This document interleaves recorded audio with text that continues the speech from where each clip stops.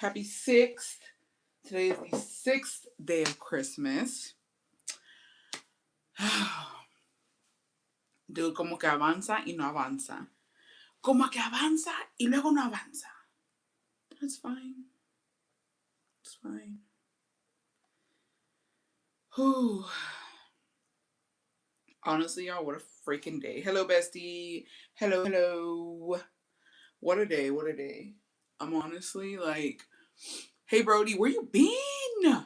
Clock out. Literally clock out. You don't need that shmoney. You don't need all that shmoney, bestie. Putting in overtime and shit. Thank you. Hello. Según yo me pinte.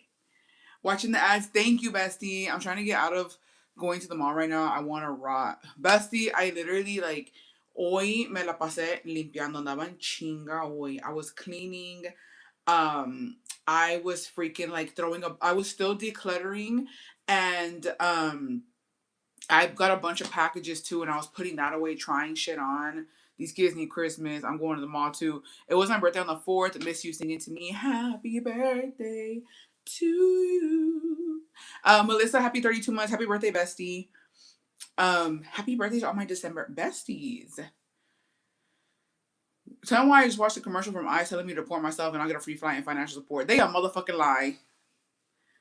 I bet you the flight ain't even free. Talking about free flight. Bitch, my ass. The fuck? Yeah, bueno fuera. Bitch, let's work on the free flight first. The fuck? About to watch the Nutcracker. Dude, every year I say I want to go and I never go. It's because Jacobo no le gusta esto. He doesn't like it. I need to find somebody to go with. And honestly, I only watched it for you. Hey. Hello. Oh, is it right now? Jamming borracho de besos. This girl. I really I need to see the Nutcracker one year. It's here in Austin. No sé si me da tiempo. Cause I was like, said we should go, and he was like, "Es que he's been working. He worked he worked today, and I think he's working tomorrow." But I'm just like, get that shmoney. But I was with the kids at the Christmas fair, so I could relax at home. What a vibe! Like her thing, actually a cute little like straight blowout, I guess. And Nutcracker is beautiful, but can be boring if you're not into it. Yeah, and he doesn't like anything like that. Like, I'm surprised he actually sat through the first time we went to see Wicked. He was like, okay, it's like it was alright. A mí también me salió que es que $1,000 is out por a la madre. Pues 1,000 es mucho.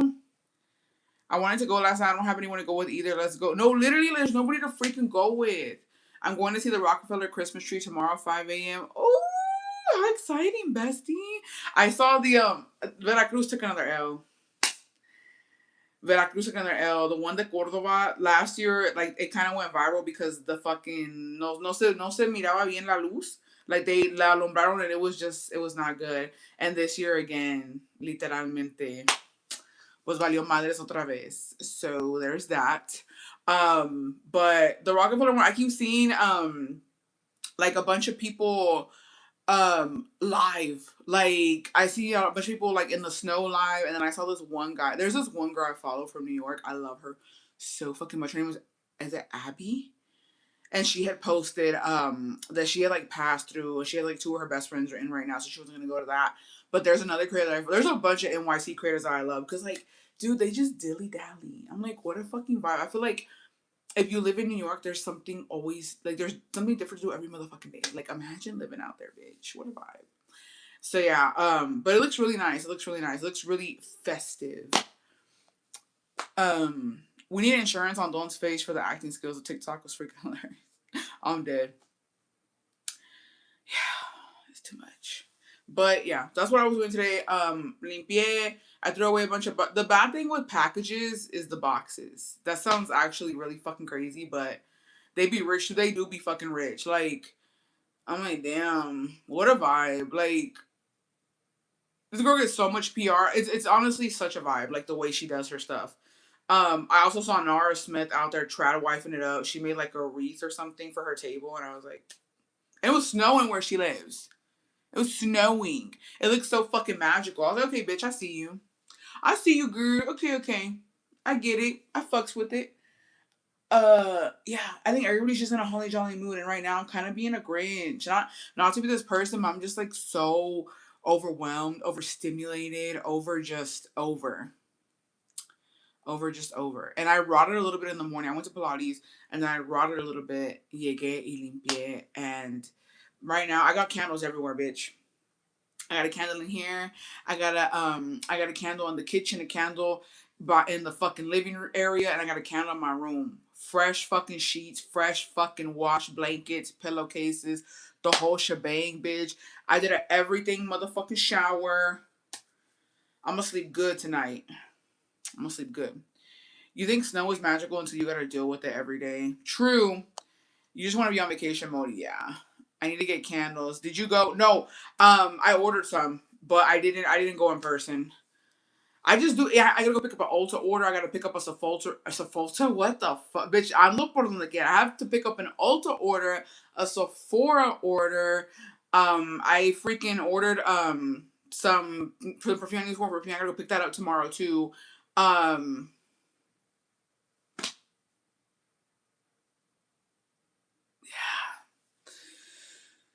Hi, bestie. I'm in Austin for the weekend. Finna check out your city. Hey, bestie. Fuck it up, fuck it up. Where you staying at? What part? Definitely check out South Congress. They was fucking litty today. I sent you an email for the other bestie with the Pakistani guy. I got a cig. If I don't get a cig, I ain't gonna read it. I need a cigarette. I know. The money spent. No, the money spent before the trip is actually fucking insane. Um, Also, I got a package from Ari. So, I got the large base one. A carry-on got here today.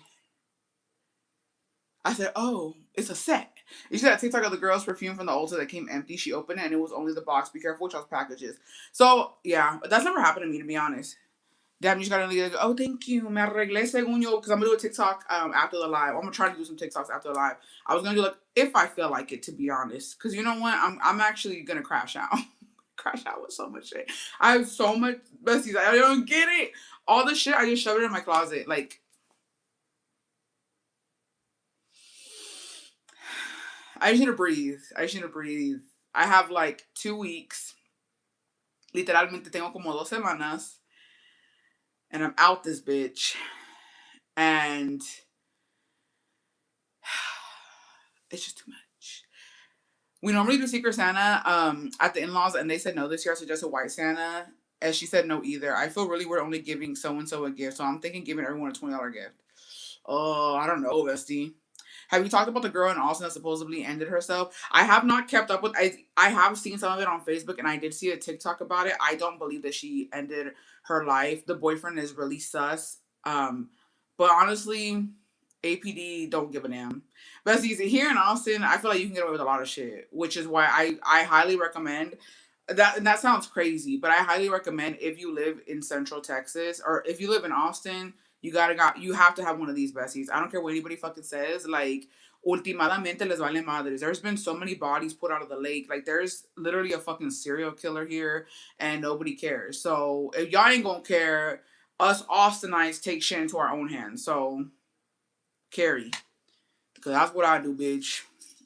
At the end of the day, it's self-defense. At the end of the day, people are fucking crazy. Like, and it's just really unfortunate because I feel like the victims here in Austin are always people either out of towners. Because realistically, creo que there has been some locals, but it's usually out of towners who come to 6th Street and they have a good time and they end up in the lake. And it's just crazy because I just feel like locals, we know, you know what I mean? Like we know to be careful, and I just feel like it's always the ones who no son de Austin. I don't know if that girl is from Austin or not. I need to look into it. I haven't seen all of it, but es bien triste por su familia. You should wait the video her mom's lawyer. He spoke facts. Yeah, they just don't care. APD don't give a damn. That's what I'm saying. Like they just don't care. You have to literally be screaming bloody murder for them to come out and check, which is why I say you need to have something on you. I got everything, a taser, a jabby jab, pew pew, pepper spray, the whole thing, because by the time they get here, somebody dead. Que Dios no libre de eso. And that sounds horrible. But by the time you call APD, somebody bleeding out. So, and I ain't gonna be the one bleeding out. That's all I'm motherfucker say. No tea, no shade. I ain't gonna be the one bleeding out. So, Yeah, and it sucks because I feel like the low the Austinite we got taken into our own hands, and it's unfortunate, but. I actually haven't seen the story. I need to look it up. I thought Austin was safe. It is. Here's the thing. It's safe for locals. It's. I don't think it's safe for out of towners. On some real ass shit. And when I say out of towners, I mean people who come from like not the city, like Dallas, Houston, San Antonians. They can come all they want and they're gonna be fine. You know what I mean? Because they know what they're doing.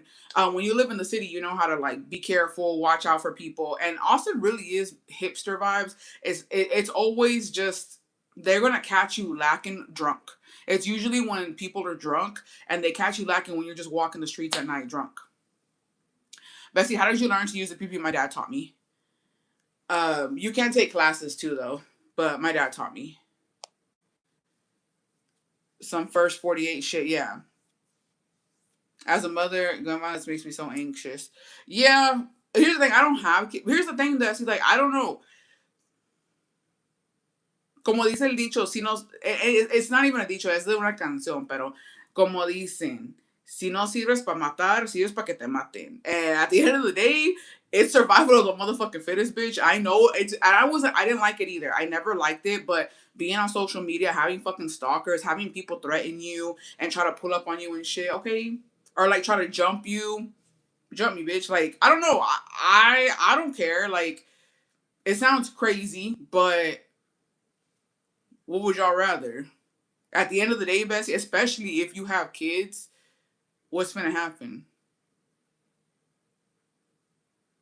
You know what I mean? You are not from Austin. Are you more from the outskirts? Who? Like it's either me or you. Yeah, I'm saying. I don't know why. Like I understand the fear of it because I used to be like that too. But at the end of the day, it's me or you, and it ain't gonna be me. That's all I'm gonna say. It ain't gonna be me. Cause para una loca, otra loca. How do you think people in like the big city like Chicago and New York survive? Like, they just mind their fucking business and they just stay strapped. Honestly, my hand on the trigger. I'm just saying, like when it comes down to it, and especially with your kids, what are you gonna do? Like, la gente está loca. Ultimadamente, la gente está loca, and I don't know. But yeah, I don't think I think some victims have been locals, but mostly it's not really locals. Um. Oh, were you asking me? You're not from Austin. I am from Austin. There was a video on my Explorer in South Austin with the crackheads living. Do you know blind people can carry a gun? You can. New Yorkers will literally mind our business. Exactly. So South Austin is a little bit more like I think South LA people too. If you're from ghetto area, you learn to live with them, with thieves and druggies and crazies. Yeah, I don't know. No, I'm from Austin and I live in Austin. I don't live on the outskirts. I live in North Austin. Outskirt, well, it depends. I guess outskirts for people is like Pflugerville, Round Rock, I guess like Manor, and then you would do like Kyle and Buda. Those are like the outskirts of Austin. Del Valley is kind of like not really Austin. But I live near the domain. So I guess it just depends. But I'm more North Austin. I am close to Round Rock though. Like if I take the toll road, I'll be close to Round Rock. But I don't know. I used to live in East Austin. East Austin is like in the thick of it. It's a 2-1. It's very just. I used to live in the hood. I used to live in the hood, and I used to live like, kind of like centralish, and that was a little ghetto-ish too. And now I live in the north, and I mean it's nice. No hay mucho desmadre. Like you're not gonna hear gunshots over here. You're not gonna fucking like, you know. But still, I don't know. I think it just doesn't matter anymore. I think everything that happens is usually downtown. Usually after a night of drinking, somebody stumbles, they're walking away drunk, and excuse me, they catch you lacking. Honestly, that's what it is. And I don't even know. They haven't caught the killer. They swear they have, but I don't think it's that person. Have you got my ornaments? I was worried it wasn't gonna get in time. I don't know. I haven't been to the post office, Bessie, and I haven't gotten any delivered. So I have the notifications on for when I get a delivery, and I haven't got anything yet. So I'm waiting for it to let me know. I worked in downtown LA. I had to learn to ignore and tune out the noise. Just watch out for one another. Yeah, but I'm not. Look, it's here's the thing. When cuando te toca te toca. Literalmente, like I just feel like when it comes to death, when it comes to accidents, when it comes to any type of violence. When it's your time, it's your time. But I'm a huge believer in participating in your own survival. And I just feel like here in Austin, it is known for like party townish, party city ish. And a lot of people come here. A lot of people have their bachelorettes parties here. A lot of people come here for a cute little weekend, and they go to Sixth Street, they go downtown, they go to the bars, they get drunk, and they just don't care. And I just feel like that's such a huge problem here. You see it on TikTok all the time. There's always fights downtown. People have driven their cars through downtown. Like, it's just a mess. And I just feel like if you're gonna come to a city where you're not from and you're gonna get fucking blackout drunk, have a plan. Or don't do that. Just get drunk enough. You know what I mean? Like, I don't know. Maybe I'm old. Maybe I'm old. I don't know. Because I can't stand people like that, to be honest. If you get sloppy drunk around me and you expect me to take care of you, I won't hang out with you again. And I know people like that, and I stop hanging out with them because I'm not your babysitter. And it's not my job to make sure that you get home responsibly. I'll do it for you once because we came out together, but I won't do it again. And people who live life like that, yo no puedo. You living life on the edge, homie, and you're getting real lucky. Pero un día se te va a acabar tu suerte because you can't just be blackout drunk anywhere and everywhere. Like, you're just, I'm not saying that it's your fault, but you are putting yourself in a fucked up situation if somebody gets their hands on you. Or, like, not even that, you can get run over. A lot of people have gotten run over and hit by being drunk. Once again, my poorness has saved me from going out and getting unalive. If I'm buying presents for my whole family, is $20 a good budget? I feel like it's not enough, but I don't want to buy too much. How many are they? How many people, bestie? Also, Texas passed a law. Your first DUI is a felony. Watch out, friends. Yeah, be careful. Don't drink and drive. And if you're going to drink, don't overdo it. Just not somewhere that you don't know. And even if you do it where you're from, shit, you're not, nobody's safe. People are crazy. People are looking for a fucking motive. They're looking for a reason to just fucking hurt somebody. Like, la gente está loca. It's cool sometimes, but it's not fair for the rest of your friends to be babysitting you. Girl, who's placed themselves in stupid situations? I can't. No, dude, like, I have not hung out. I have not hung out with bitches like that. Like, me la haces una vez, okay, yo te cuido, está bien, llegas a tu casa, no lo vuelvo a hacer. Because I don't even drink like that. Like, I rarely get drunk. And when I get drunk, I'm a fucking mess myself. So, yo la llevo así como, I be babysitting my drinks, pero por lo mismo, because, shit, you just never know people's intentions. And the thing is, you can't trust anybody. You know how many people have been fucking off and hurt by their own friends and family? Una traición nunca viene de un desconocido. Like, people are crazy. I hate babysitting, like, shit, I already watch kids at home. Like, 6 people on my side and 5 people on his side. So, 11,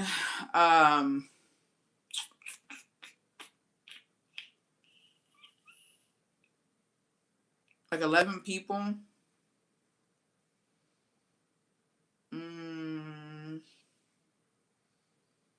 I don't know. 11 people, what's a reasonable, like, what's your budget? I'm trying to think. 11 people. 220? I mean, do you tell them or you just don't hang out with them again? I just don't hang out with them again. I don't like, ¿cómo te diré? It's the Taurus in me. Can I be honest, bestie?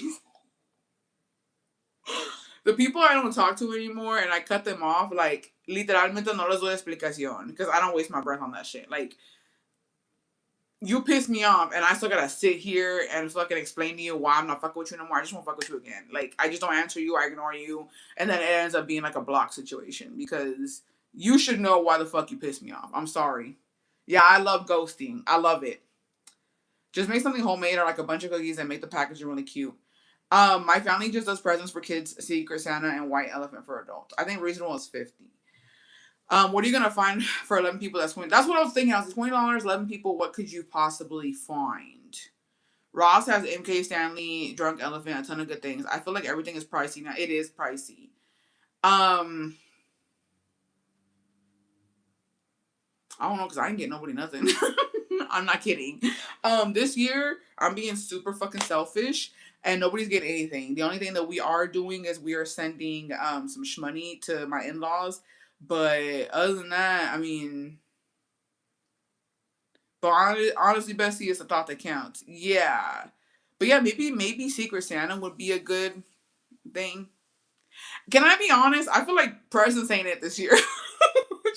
No, okay, I don't care about these. Like, and I'm gonna be for real with y'all. Like, homemade popcorn, kettle corn, peanut brittle, candy, walnuts. Just make the packaging cute. I bet it would be cute. Oh yeah, you could bake something if you're a baker, but or like yeah, gift cards. Es que como que la gente va a hablar. Yo siento that this year, like the gifts ain't given. The people aren't even grateful. To be honest, I feel like people are not grateful right now. But I ain't getting nobody nothing. I ain't getting nobody nothing. I clean my hands of it. My man is sending his family money, and that's it. I don't know nothing about nothing. I don't know nothing about nothing. My family either, cause they don't get me nothing. I'm only getting my kid stuff and my little brother presents. Ain't it this year? Yeah. I'm giving back the same energy, to be honest. No tea, no shade, but my brother was like, "Hey, what'd you give me for my birthday?" And I was like, "What'd you give me?" He said, "Oh yeah." I said, "Yeah." So it was like the Spider-Man meme, where we're just like, cause, cause what? Cause why are we looking at each other like this? Why are we pointing fingers when we know damn well you didn't give me nothing, I ain't getting you nothing, and that's it. Like why we acting dumb? You know what I mean? Um, so there's that.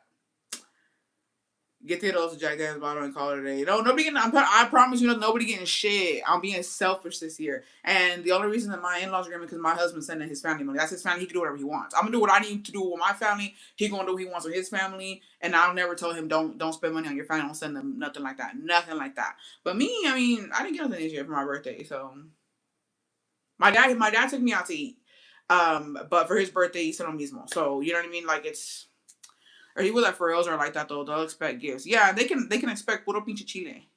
Puro pinche chile. Yeah, ni un abrazo. If you style or blow dry your hair, it looks very. I used my Dyson and I just went with like the roller one and I just went through to like that and then I just did it at the ends. So like a quick little blowout. No tarde nada. If it wasn't for Klarna, nobody would be getting Christmas presents. It's rough. Y todos quieren algo caro. Yeah, no, puro chile van a agarrar. Yo lo siento, pero puro chile. And obviously my niece and nephews los que, when I get to see them, but yeah. The bebe kids, yes. The adults,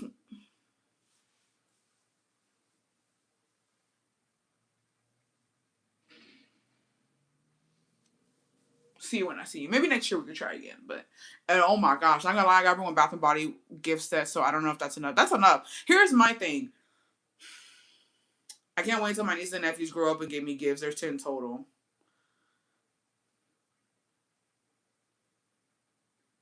If that even happens. See, I'm not gonna lie to you. I'm not gonna lie to you. Who knows if that's gonna happen? um, because as soon as my nieces and nephews started working, no, I'm not. No, I'm lying. My nephew, when I was seeing me invitó un café. My oldest nephew, when he started his job, he bought me a Starbucks coffee. He did. I think he's the only one que sí me which I don't expect anything back, right? No, jamás, jamás, jamás. But they don't. Even if they love you, even if you do everything for them, like they don't understand the concept of money until like they start making it.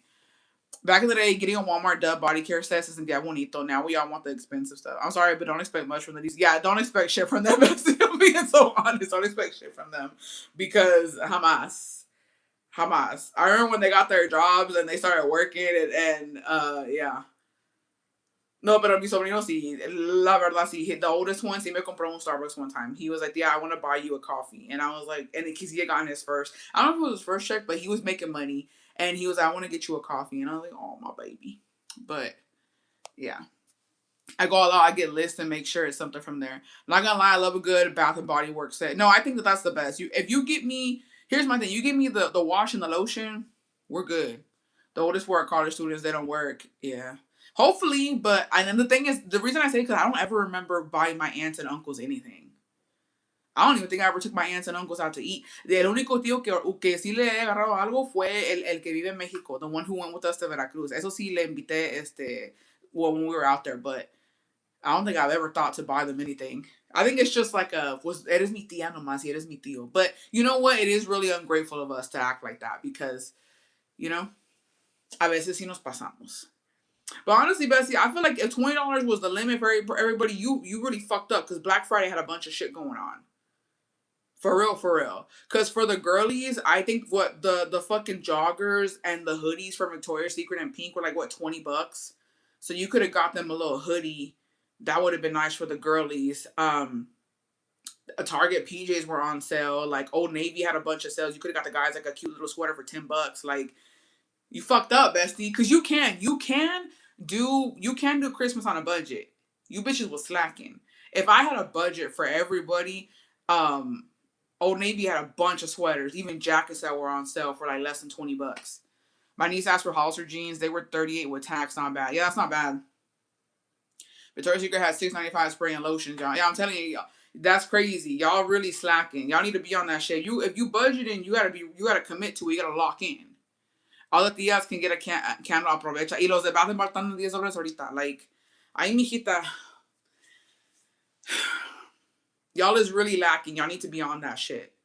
I buy my aunts gifts every now and then because they're just girls, pueden. Yeah. No, yo nunca, de que yo me acuerdo, I think he invitado una tía a comer, but, I've never bought them anything, actually. That's crazy. Like, when you think about it, that's fucking crazy. Pues ya me tocó el Carmen porque a mí no me han comprado nada. I don't know. But, did y'all see the Jaclyn Hill thing? Candy's expensive too. I'm making bags for the kids at church, and that shit is expensive. I'm like, I'm making homemade cookies. Julia, can I put it in? I got some dough, bestie. I got some leftover dough if you need it. Target has videos. Y'all be buying y'all tías and tíos gifts. No, no. When my dad would go to Mexico, he would tell me like si le quería mandar algo a mi tío, and I would send him like some Wranglers or some boots or something. But not all the time. Y ahora que he ido a México, pues sí le invito. Pero él también, es que mi tío, dude, mi tío, como es soltero, he doesn't have kids. Like, él nunca se casó una vez, pero se divorció. He's never gotten remarried. Like, él no anda en esas cosas. And he swears he got some shmoney, right? He's the one who bailed us out. We spent all our money in Leon, and he bought our tacos. He swear he bought it, which he is, because he doesn't have any bills. His house paid for. I think all he pays is what, light and water. And he doesn't like to drive, so he rides a bike around, and like he just be bullshitting. And he works on my dad's houses, so he got shmoney. And I'm just like, pues que te puedo, like, whenever we go, I thought it was so sweet, besties. It's so sweet porque yo siento que a veces todavía me ve como una niña. We're in Veracruz. He told me when we got to the store. I wish I would have recorded it. We went into the store, otra tienda, and he was like, ¿Qué quieres? He's like, ¿Quieres algo? And I was like, no, tío, like, it's okay. And then he was like, agarra algo. Like, taking it back into the days cuando yo tenía la pinche, cuando mi Mari tenía todo fiado. And I was like, no, it's okay, it's okay. Y me compró un brownie Kinder y me compró una gelatina. And I was already full. He's like, mira, te compré esto. And he had bought me one. And I was like, and then my dad was just laughing. He's like, es que pensé que todavía eres una niña. And I was like, sí soy. Have you talked about Jaclyn Hill? I'm so glad I really never knew her. Of her, she stays irrelevant to me. She's promoting over consumerism like everyone on TikTok. Me too. I buy my two aunts gifts every year. They're more like sisters. We lived together growing up, and we're within the same age gap. Ah, pues sí. Was this a tío that paid off your debt? Yeah, he was one of them. It was him and another one, but he was one of them. But it's super sweet. It's super sweet. Here's the thing with Jaclyn Hill.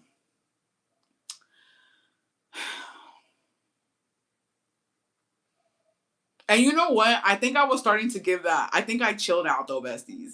Or y'all tell me when I'm being fucking crazy. But so I had seen somebody do a video of Jaclyn Hill and like all the Stanley she has, all the makeup she has, all the bags and purses and everything that she has. And like she's always showing it. Always. But here's the thing, like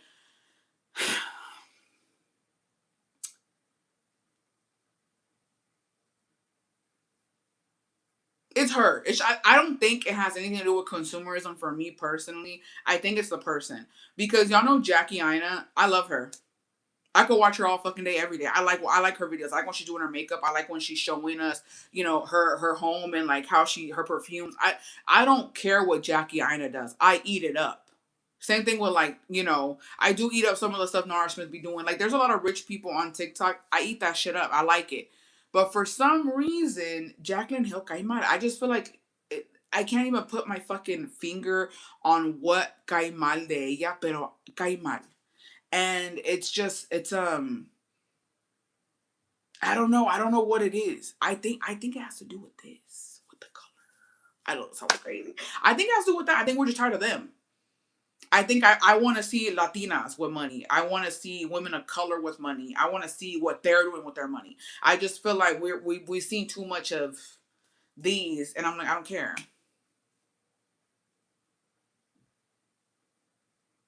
I saw a comment saying that money shows people's true colors, and that is completely accurate. I don't know about Jaclyn. Like, I used to follow her genuinely. I used to like her YouTube videos with makeup. I genuinely used to. I I think because she really just got out of makeup. Like, I don't even know what she does anymore. To be honest, I don't even know what Jacqueline does. What did she do? Like, no sé ni qué hace ella. La verdad, no sé.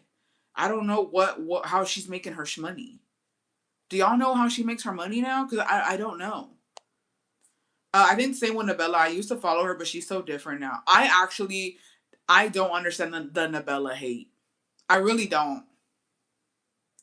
I honestly, like, I don't get the Nabella hate. I don't know how people hate her. I don't like love her, but I don't hate her. I think that she's a big she I think people don't like women of color being having money, and I think that it's a fucking double homicide when it's a woman of color and she's plus size. I think that people can't stand that she's kind of lost some weight and like the way she does her videos, but I don't know.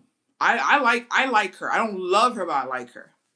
And her always bringing up that she was on food stamps back then brings me the ick. She just shops and works out now. I think because Novella is married to a white man. But like, I don't know. I feel like here's the thing, okay? I think it's the unrealistic videos. Like, they are forced. Don't know how to explain it. Never heard of her. She went viral for like doing makeup too. Please hate because she's plus size. She's Indian. She's married to a white man. Like, she's thriving. But here's the thing about the white man. Let's talk about these white men are dangerous. No, let's talk about it. I think in any other, because here's the thing. Nobody doesn't fucking hate. Nobody hates Lucky Smith. Does anybody hate Nara's husband? Why would we? Nara's a model, and she's beautiful, and she's skinny. So why would we hate on Nara's husband? But because the Nabella is not aesthetically pleasing to a lot of people because she's plus size or mid size now, and she has a white husband, it's the same thing. I don't ever see anybody hate on Lucky Smith. Yeah, because he's hot. Because he's hot. So nobody cares. No, and it's just, and that's how you can tell. Like, you know what I mean? But I will say this about this white man that Nabella is married to. The reason I fucks with him, like when it comes to them as a couple, the reason I fucks with him is that he did not make her change her ways. Like, she's always incorporated her culture. She's always showed her family. She even showed her dad praying over her daughters. Like, and he embraced her culture. And there's a lot of white men, okay, who got these bitches out here fucking getting a rotisserie chicken and calling it caldo.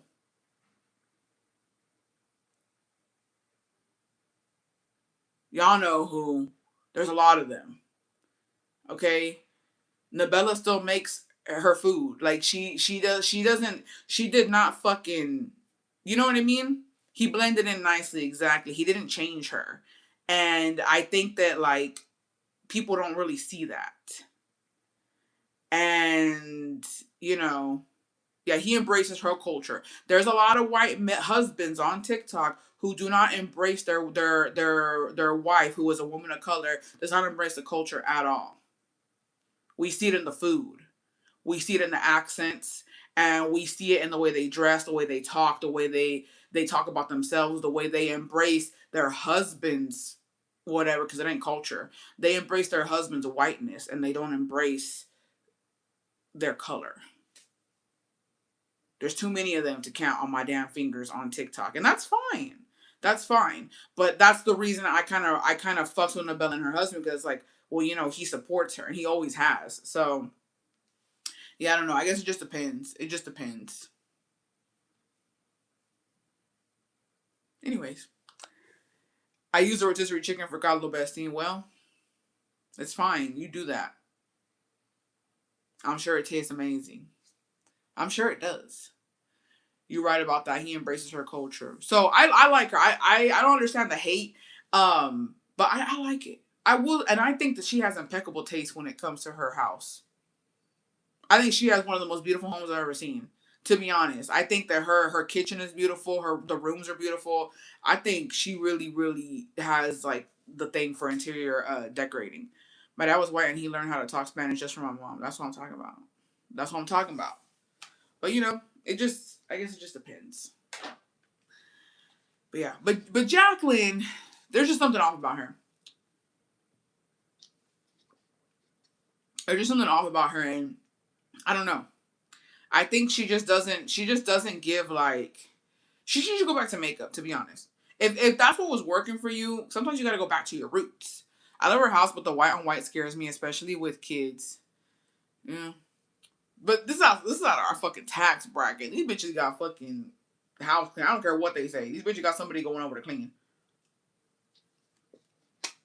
Ain't no fucking way. Ain't no fucking way.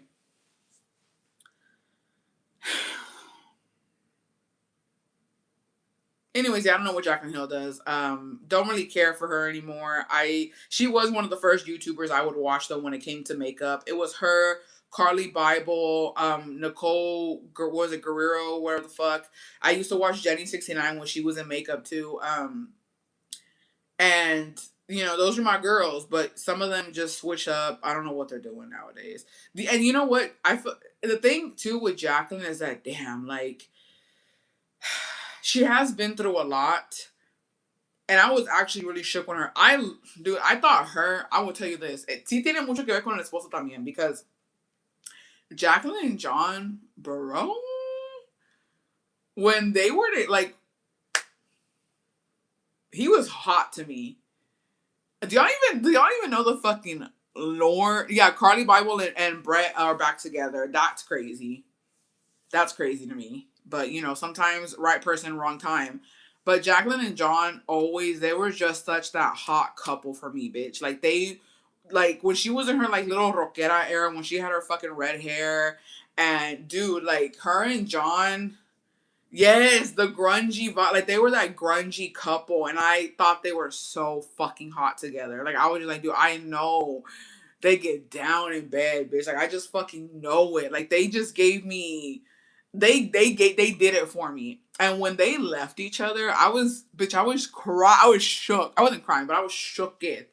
I was so fucking shook. I was like, what is happening right now? What do you mean? Like, what do you and he was living in Austin. He came to Austin, he was living here, and then he passed away. I think it was in a car accident. And when he passed, bitch, I think I cried. I'm not gonna lie. I was shook. I was shook it. Her new man no me cae bien. La verdad, they don't give me any type of vibes. She's smart though. Good or bad press is good for business. Jacqueline might have something coming out. Hate Watch is good for business. True, she might be coming out with something. Yeah, for me they were in game. The Halloween parties, dude, all of that. I love them so much. Que en paz descanse. Wait, John passed? Yes. He passed away a couple years ago. Oh, it's been a while now, I think. It's been years that he passed. And like there was like a whole drama going on because y'all know Trisha Paytas, right? You know Trisha Paytas. Of course y'all do. Y'all know that her and John were together for a little bit after Jacqueline and him were divorced. And she did a lot. Dude, I was on that fucking Instagram live.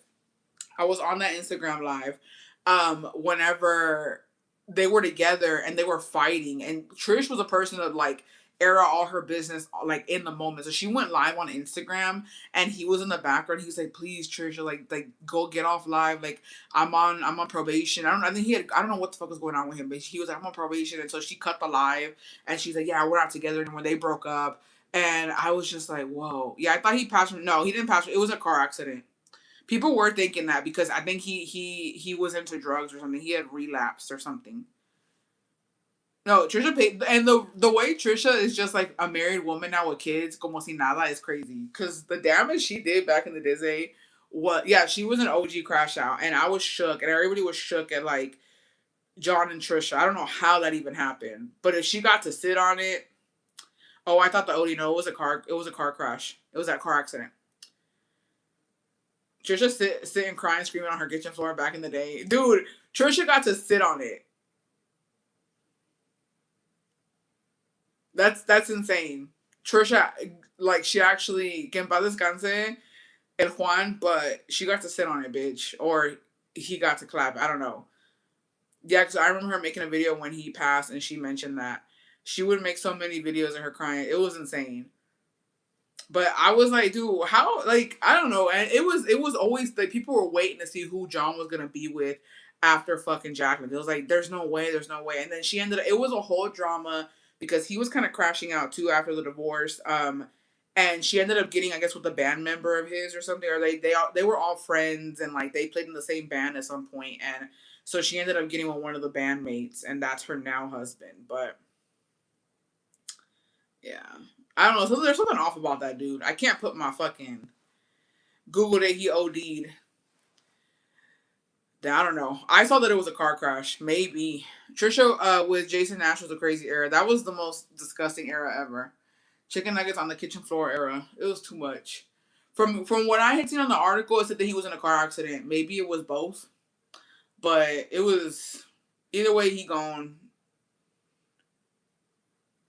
It's crazy that he's gone too, and like I don't even know. I know she had like posted something too. I remember her lives on her kitchen floor. Trisha was with Jason Nash too. Yeah, I don't know what Jason Nash doing anymore. Dude, YouTube in the beginning was such a fucking vibe, and the crazy halls in her living room. I remember he was dating a pretty redhead. No me acuerdo. I just went from Jacqueline to Trisha, and then I don't know what. I just know he was here in Austin.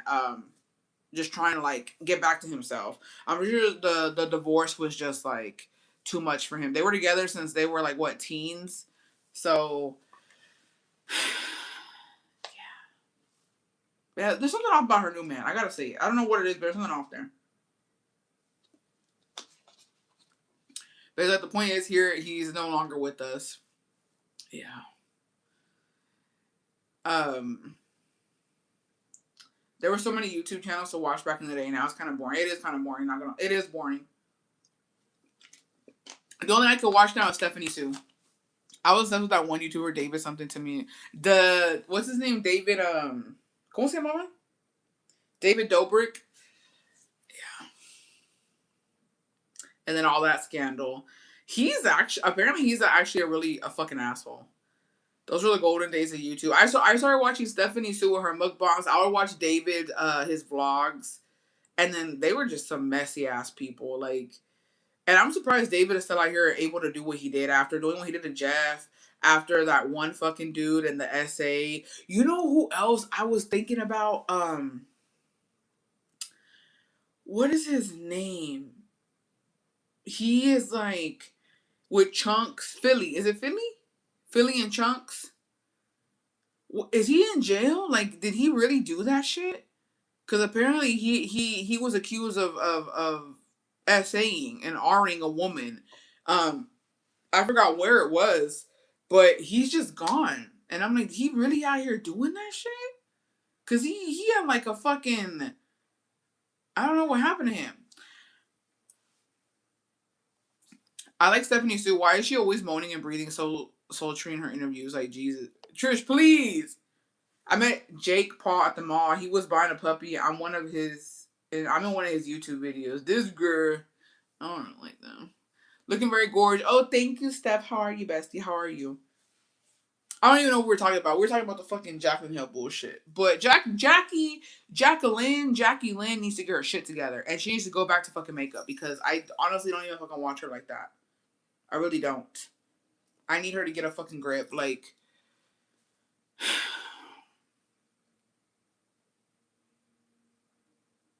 I sometimes when I want to feel something, I'll watch her old ass makeup videos. Pero hasta ahí. Like, I don't do too much. Not too much. Not too much. Okay. So,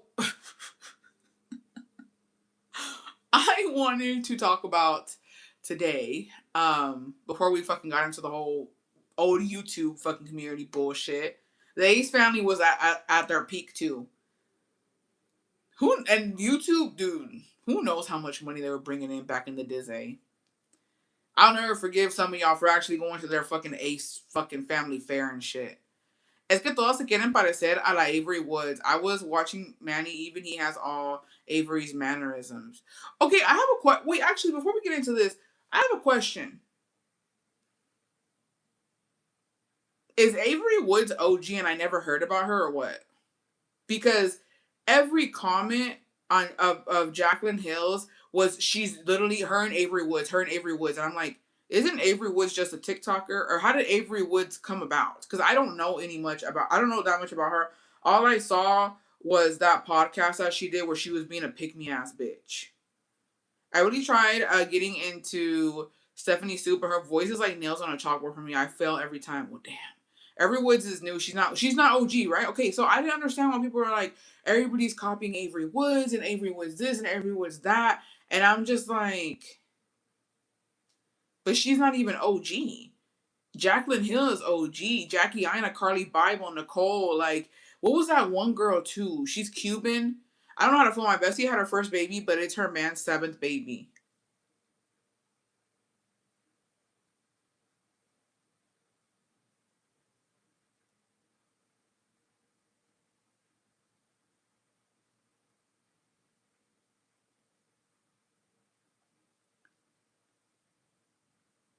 What?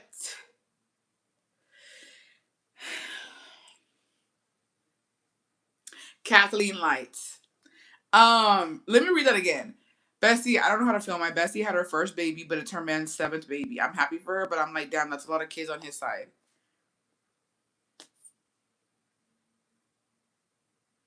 I'm trying to be supportive because it's her first, but I don't know.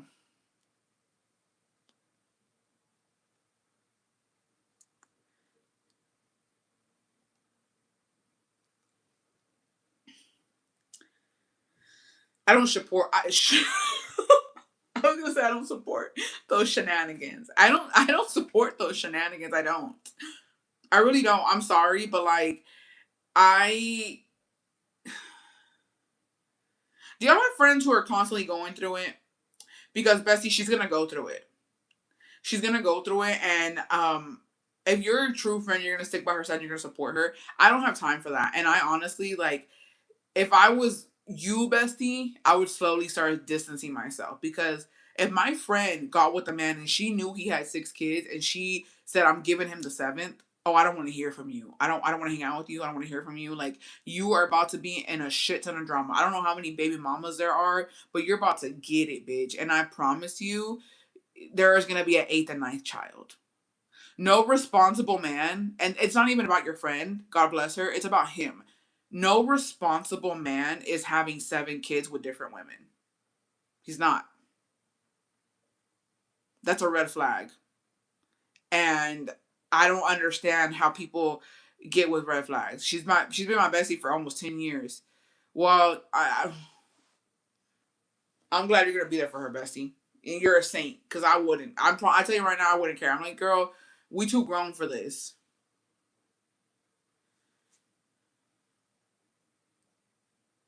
If she doesn't care, though, why would the bestie? No, the only thing she's the bestie saying she's trying to be supportive, but how do you support that?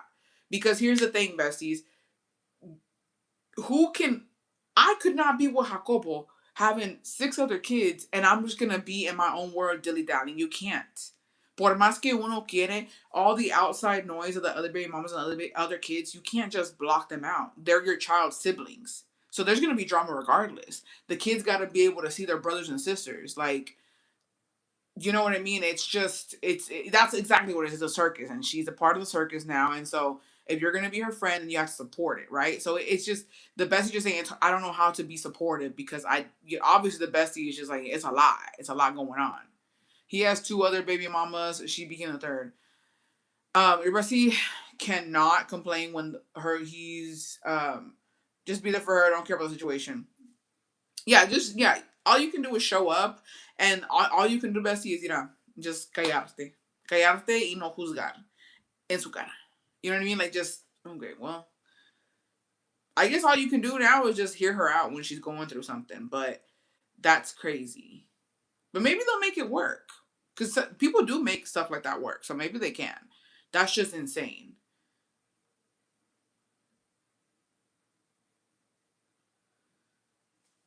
I have a question. Can I ask it, or am I gonna fucking let me fucking get my cig ready? This is fake, by the way. This is a prop. Um, can I ask a question, or y'all gonna get mad at me?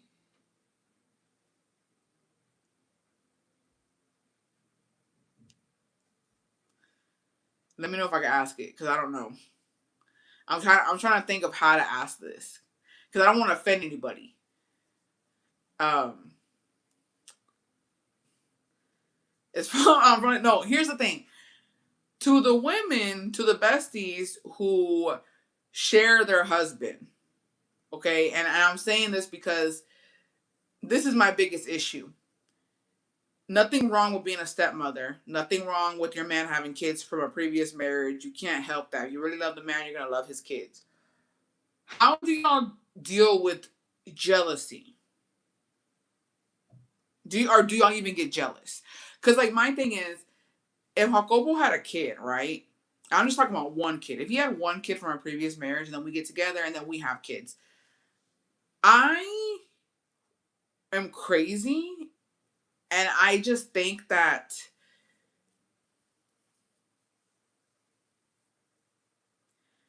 it would really just piss me off for him to pick and choose between kids in a sense of like, let's say our kid has something going on, right? And his other kid has something going on the same day, and he chooses the other kid instead of coming to our kid's event. Like, now I'm feeling some type of way. You know what I mean? I feel like when a man has kids, multiple moms, like you're just being pulled every direction. How do you even manage that? Like, how do you not get jealous? How do you not feel some type of way? Because also you can't be a bitch either. Because it's like, well, I can't have him all to myself. He has his other kid. He has to go see his other kid. You know what I mean? But it's just like, how do y'all do it? Because I don't think I could.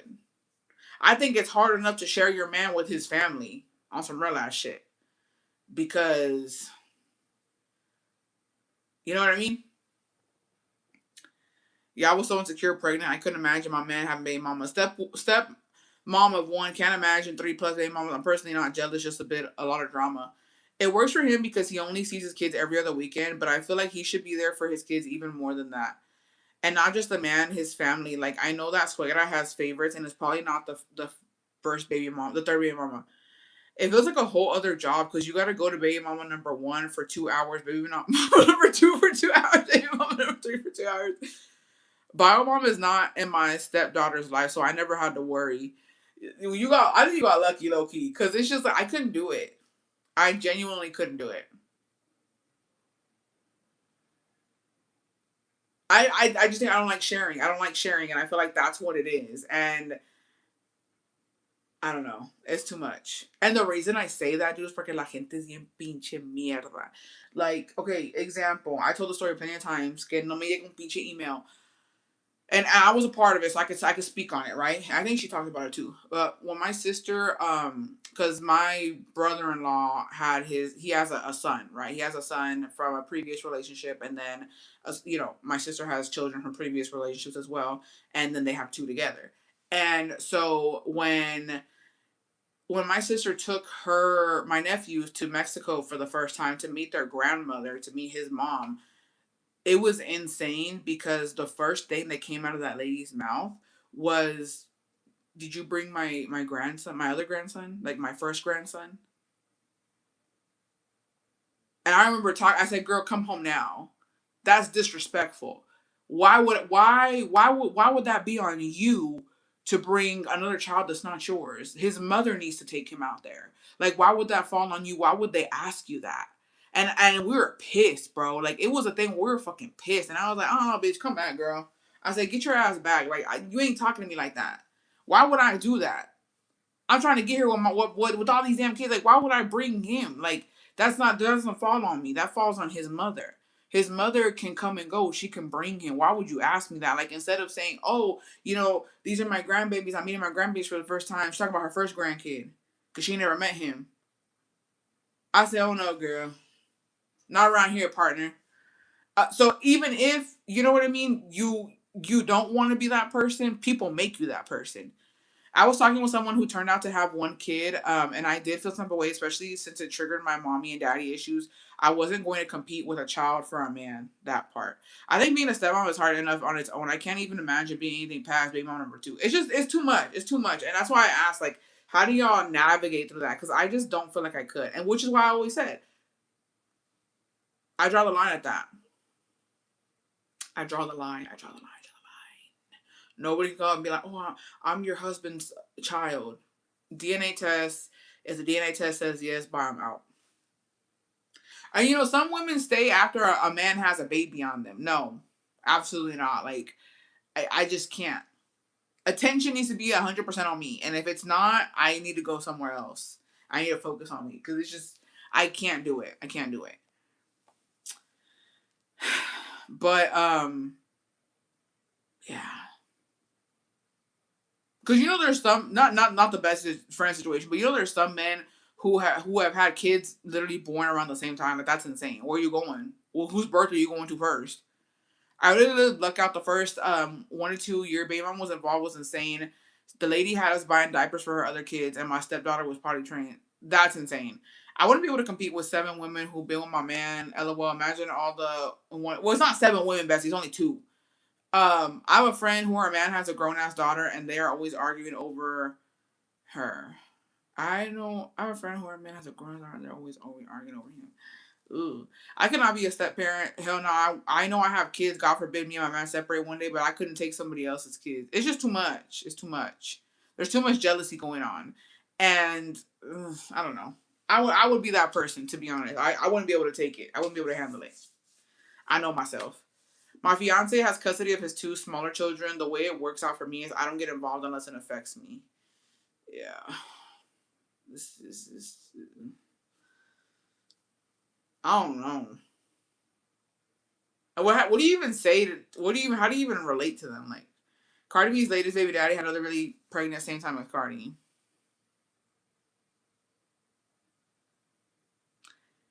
My baby daddy blames me for not letting his kids spend time with my kids when he doesn't make an effort. Oh shit, bestie.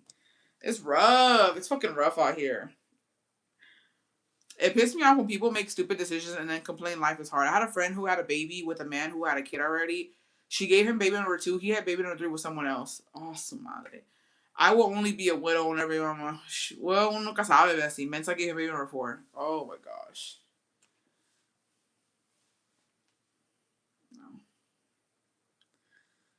No. Let me read the email for the advice for the bestie. I don't even know if I'm ready for this, bestie. It's a long one. Oh. Oh, fuck. These long ones be getting me. Okay. Hey, bestie. Just wanted to offer a bit of insight for the other bestie who's with a Pakistani man, since I've been with one for 6 years now. So step aside, bitches. Let me up front. Okay. Let her up. Let her get up, bestie. Let her come to the front. First off, check that phone. They tend to be dogs to see what he has going. So see what he has going on in there. If your man is Muslim, ask him point blank how many wives you want and make it clear that you only want to be his only wife. You can also add this to your religious marriage paperwork so it's for sure. Oh, you certified? Also, ask if he's married in Pakistan, but double check his phone for this too. ChatGPT and DeepSeek, another AI app, can be used to translate messages, and it does give a pretty good translation. If he passes that, then yeah, culturally, the sons take care of their parents when they are older, and this extends to their wife too. The parents will move in with them, but if there's multiple sons, the parents could spend partial time at each son's house. Unless they are here in the US and more traditional, then usually all the sons, their wives, kids, and sons' parents will live in one big house. Keep in mind, though, that he also has to take care of your parents as well. Like, he has to spend money on them and help them as well. In their culture, when they get married, each side gets a new daughter or son. So they have to treat their in-laws the same way they treat their own parents. Like my man wants my parents to move in with us when they get older so we can take care of them, and his parents will spend time living with us when they come and stay for a couple months in the US. You also have to be comfortable with covering your head when you're around elder Pakistani people. For them, it's a sign of respect regardless of religion. Men and women don't mix unless they are close family. Pakistani men are providers, so your money is your money and his money is your money. They want their wives to be housewives, especially when children are involved. If you want it to work once the kids are big, then it's possible. It's just a conversation to have now. Keep in mind, though, that usually all the housework and cooking will be your responsibility. Traditional Pakistani culture is very similar to traditional Mexican culture. Pakistani culture is heavy on keeping family ties strong, and they go hard for their family and kids. Keep in mind, though, that they do usually dress modest, so when you're going to be around his parents, family, or other Pakistani people, you will have to dress modest. Divorce with them rarely happens because it's seen as a shame on their families. It still happens, but not often, like here in the US. Feminicidio happens in Pakistan as well, just like in Mexico. Just they are called honor killings because they deal more with the family's honor and seen in the very traditional, low educated families. Low key, Pakistani men are like Mexican men. It's hard to handle either one, but if you get a good one, they will make your life beautiful. Just sit down and have a good, honest conversation with your man, bestie, so you know exactly what you're getting into. If he tells you this is what he expects in a marriage, then take him serious. Also, ask how his parents would feel if he married you who isn't a Pakistani. If you want to be for sure, then talk to his parents. It sounds like y'all are getting serious, so speak to them and ask them yourself and see what they say. If you get weird vibes or they flat out say no, then take it as it is. If you really want to be with him, your in laws will warm up to you with time. Just like Mexicans, they tend to stick to their own, especially if they are more traditional. Personally, I love being with a Pakistani man because of how much of a provider and masculine he is. Best of luck. I beg to differ. That doesn't sound Mexican at all to me. Cada quien y sus gustos, right? Cada quien y sus gustos. That sounds like a lot to go through for some fucking dick. I'm sorry, bestie. No tea, no shade to anybody in any culture and any religion. That sounds like a lot. That sounds like you going through fucking interviews and shit. This sounds like you gotta do a fucking test run before you're like accepted. I ain't doing all that. That's crazy. What these Pakistani men got going on? Cause that seems like you jumping through hoops and shit. Is it worth it? Well, Bessie says she loves her man, so it must be worth it.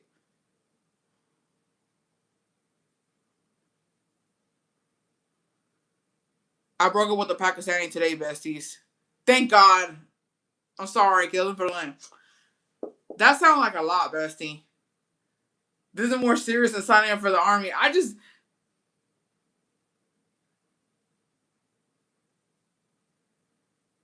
no. When I was listening to that, I'm like, this don't sound Mexican to me. Cause I this was giving me anxiety.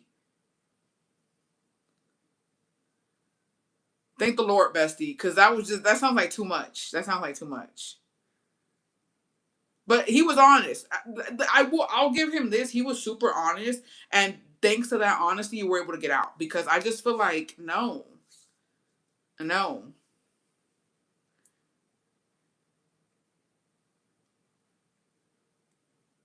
no. And here, the thing with here's the thing that I know. This I'll tell you what I know about Mexican men, right? Um, the what I know about Mexican men es que la mayoría tienen mamitis. A lot of Mexican men are just, excuse my fucking French, but they just want to be sucking on their mom's fucking bosom, respectfully. They want to crawl back up in there. I know it sounds disgusting, but I'm not even that's not even an exaggeration. A lot of Mexican men are like that. Tienen mamitis. Their mother is their world, and but here's the thing. I don't know too many Mexican men who have their parents living with them.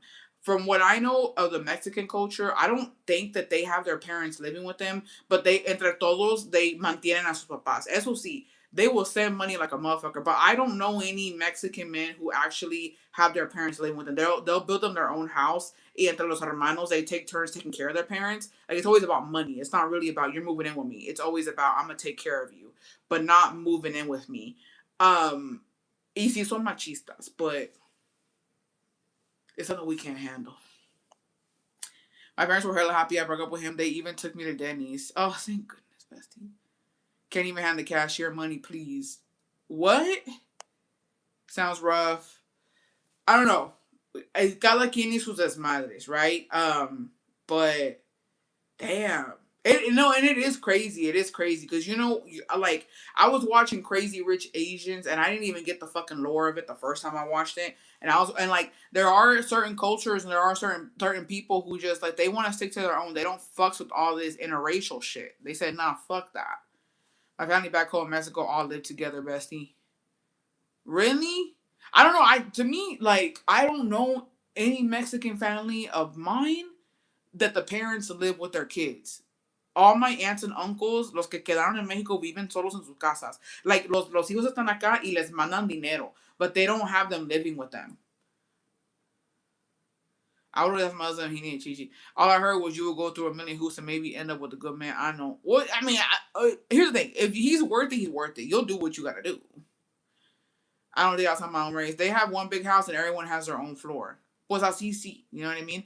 But they live in Mexico, pues son viven allá. Yo digo que los de acá. Like I don't really in Mexico's otro pedo, but I don't ever see like them bringing them over here and having them live with them. Vienen y visitan, pero allá se quedan. Y es que la verdad muchos mexicanos no quieren venir para acá. They like the rancho life. They don't really like living in the States. Beauty Bird's parents live with them.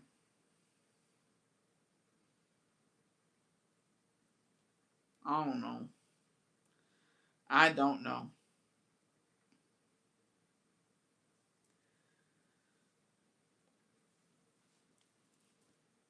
Who here is gonna have their parents live with them when they're older? Raise your fucking hand. On some red ass shit. Raise your fucking hand. Here's my thing, right? I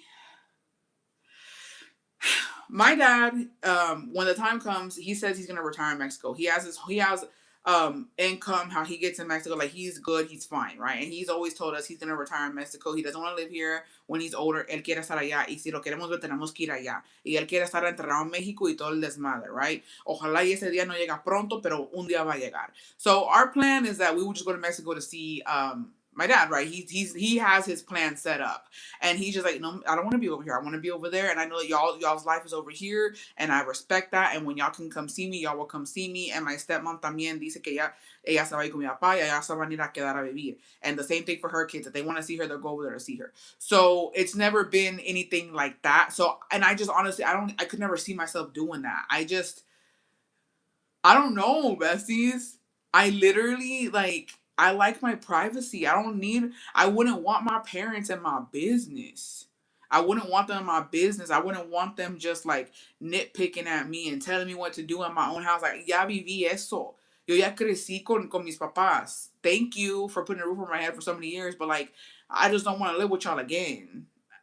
And I've never understood that because I genuinely have friends that like they're waiting for that day and they want it. Like, no, my mom is gonna live with me. Oh, you want her in your business?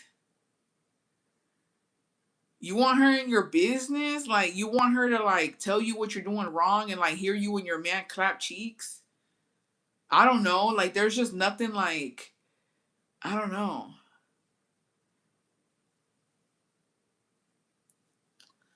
Okay, but what's the plan for when your dad is older? My parents also plan to go back to Mexico, but I don't trust anyone taking care of them. But my goal is to build an addition in my house. So the plan is that him and my stepmom will retire in Mexico once they get to a certain age, and honestly, it's coming up. They said it ain't gonna be that long before they're out there living their best life. And he just said that when it comes to a certain point, that he would just hire somebody to like take care of him. Or we would, if like, ever that was an issue, we would just hire somebody to watch over them. But honestly, he has a bunch of ahijados in Mexico que tan chiquitos, and like they love him. And I'm sure that they would check in on me every now and then. But like, as long as somebody's here, like as long as I'm healthy, like we're fine. And like I familia, yeah. So it wouldn't. I don't know. I would trust them not like to check in on them. You know what I mean? And it wouldn't just be me and my brother. It would be my stepmom's children as well. Like we'd all fucking check in on them when we could. But entre familia, pues no pasa nada. Like they wouldn't live with anybody, but I'm sure my cousins would, see them and check in on them and stuff. And if we had to hire a nurse, it would be like hiring a nurse if they were ever sick. Dios no lo quiera.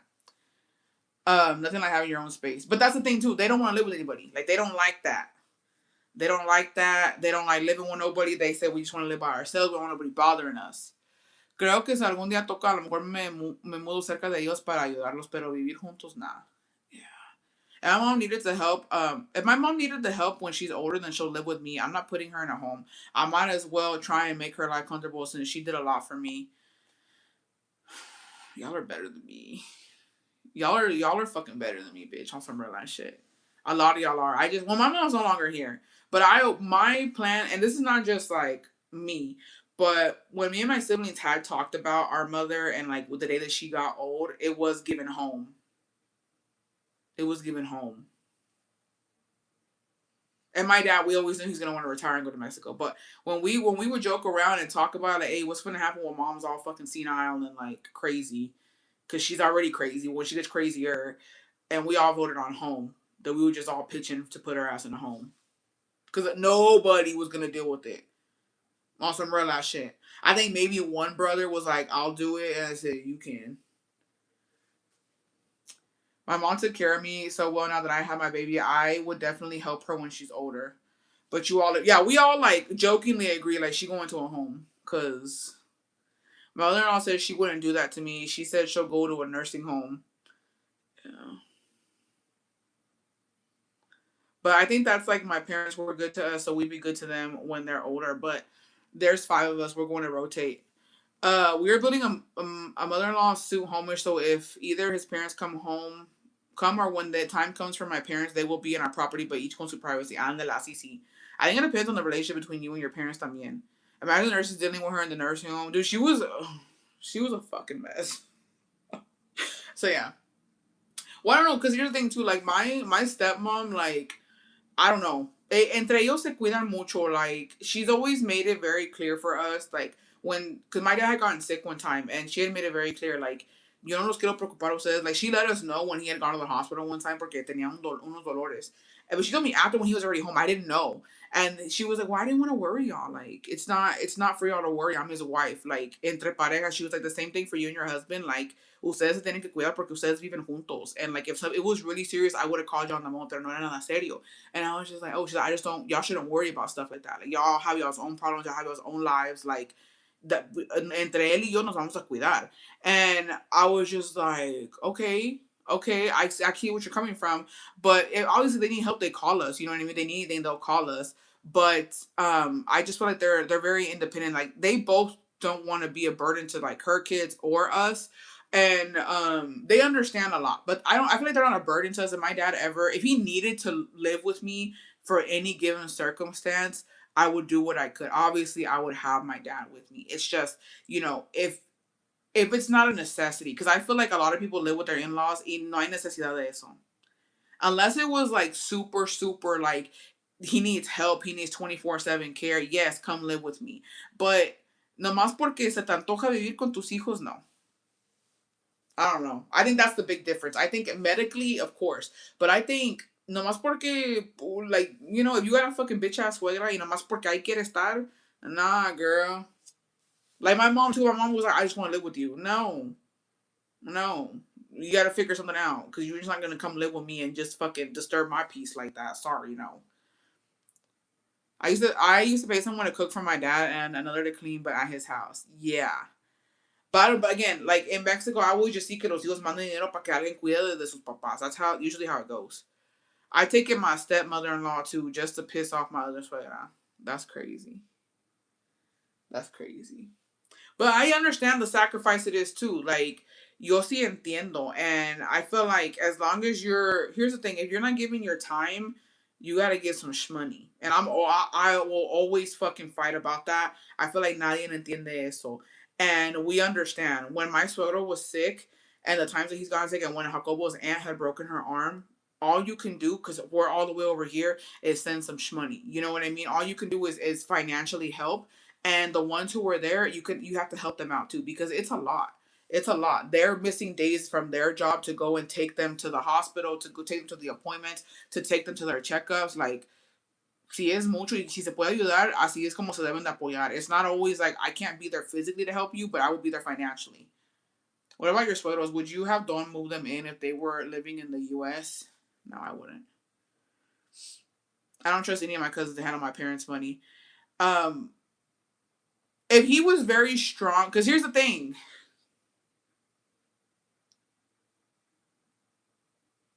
This is my thing, right?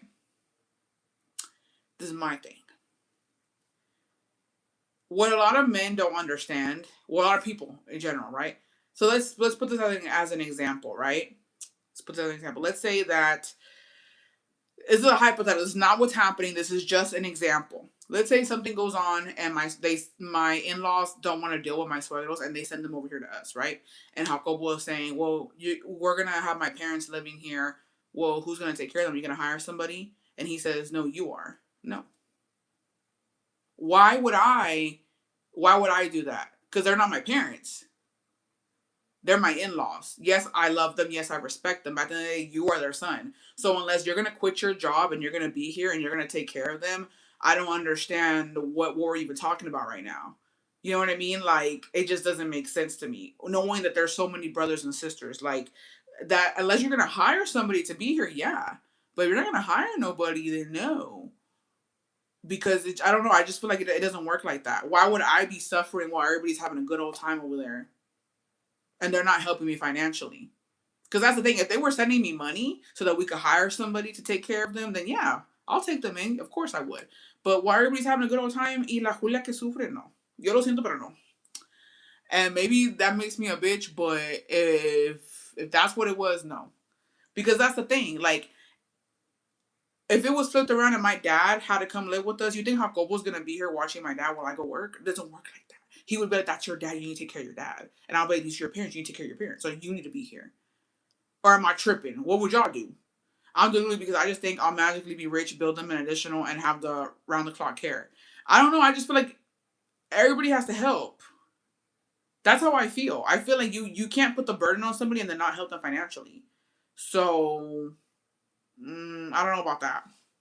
Me personally, and if it came to my dad too, like I know I would have to hear my dad. But if they do get that sick and moving, you can apply to be their caregiver and get paid by the state for it. I don't know, y'all. My parents are dead, so ni pa que preocuparse. I'm sorry, Bessie. This is my dark humor. Yeah, my mom's gone, and my dad's gonna go retire. So I guess when it comes to my in-laws, they're a big family, and I'm sure that they'll figure it out. And if we can't help physically, we would help financially. But because that's what we usually do. Like that's all you can do when you don't live over there. But I don't know.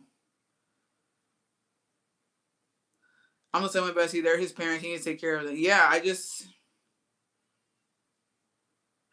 Mm, I don't know. That's a tough one, actually. And the crazy part is that will happen someday, like where some shit goes down. I'm gonna be dead as someone who is getting paid to be my son's was on here, and not everyone can mentally do it. Everyone has to help with time or money unless they split time with every sibling. Yeah, that's what I'm saying. Within there in Mexico, Bessie. No, but like here's the thing. I would not have a problem if it was going to be equally split. So yeah, y'all want me to take care of them. That's fine, but y'all need to pitch in some money because I that happens way too often. It happens way too often where one couple gets stuck with the grandparents or the parents. Y los demás no ayudan financially. They don't send help. They don't come over to help, and you're just going through. You're struggling by yourself, and it's just like okay, you know what I mean? And I feel like it's such a fucking slap in the face. Like, últimamente lo que pasó entre otra familia, y'all know who, they were going through it because one person got their mother a visa. This person was putting in the application, this person paid for everything, paid for the flights, paid for everything to get her here, to get his mother here. And then all the brothers who didn't fucking pitch in a motherfucking dime, who didn't ask about the flights, how much is the flight gonna cost, how much is the maletas gonna cost, how much is the visa application cost, what do you gotta do? You know, the other brother was the one taking days off to go fucking file everything, paying somebody to help him. And the mom came and saw her kids. And that is, it's just like, y'all didn't help me. Y'all didn't help me do a damn motherfucking thing. And y'all get the privilege to see our mom after so many years, but I put the application in. I lost fucking days of work. I spent money to do this. So it's just like it happens all the time and it should be equal. And if it's not gonna be equal, then you know how. But again, that ain't even my situation because the person I need to worry about is my dad. I feel like, my parents, my family, I'll worry about them. Also, if you know, besties, remember the Alamo. it was made very clear who's who. And it was made very clear who's family and who's not family. So I'm worried about mine and me. And when it comes down to it, we'll see what happens later on. But realistically, you know what I mean? At the end of the day, some of us are just the daughter-in-laws. Desgraciadamente, some of us are just the daughter-in-law. Some of us are just the sister-in-laws. Some of us just happen to be, oh, you're just, the wife. Well, then let me sit my stupid ass down in my little wifey position then. Let me not do too much. Let me sit the fuck down because I'm just a wife, right? I'm just a daughter-in-law. I'm just a sister-in-law. You just happen to marry this person. Okay, well then let me sit down in my stupid corner and let me not do too much. We took care of my grandma and no one helped with nothing. And my sister and cousin both work for SS and signed up my mom to get paid 2 hours and they're still talking shit. But I say I killed a woman, but I've been having the urge to get rid of stuff and redo my room. It's the size of a studio apartment and I want to add a little living room area. You could do it. My uncle helped my aunt get a visa, and my aunt stayed with my mom, and he felt some kind of way because he is the one who did the process. Yeah, it's a slap in the face. Like, it's not even the mom's fault because, like, pues uno quiere ver a todos sus hijos, but realistically, like, it's just not fair.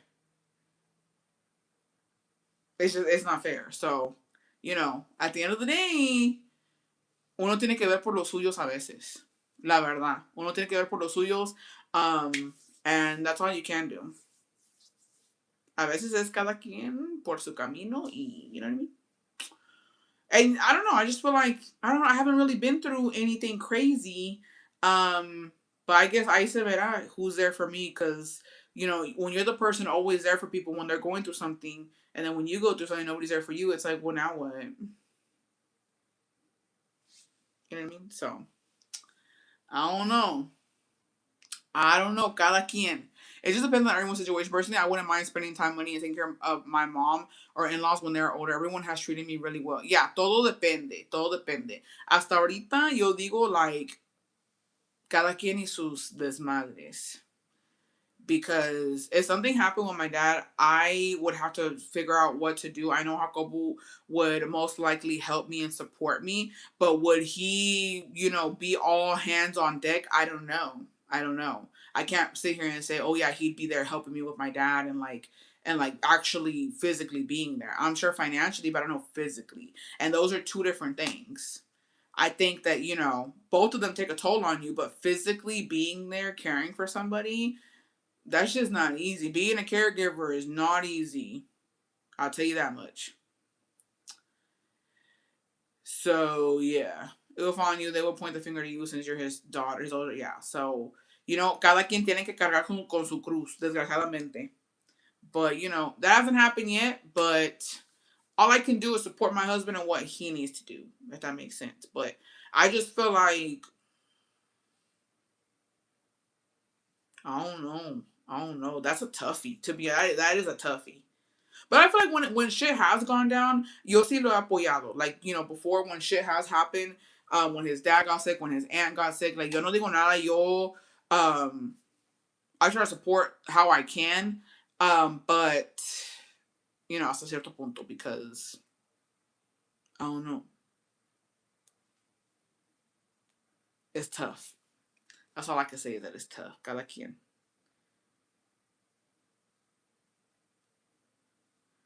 But, I guess it depends on the scenario too.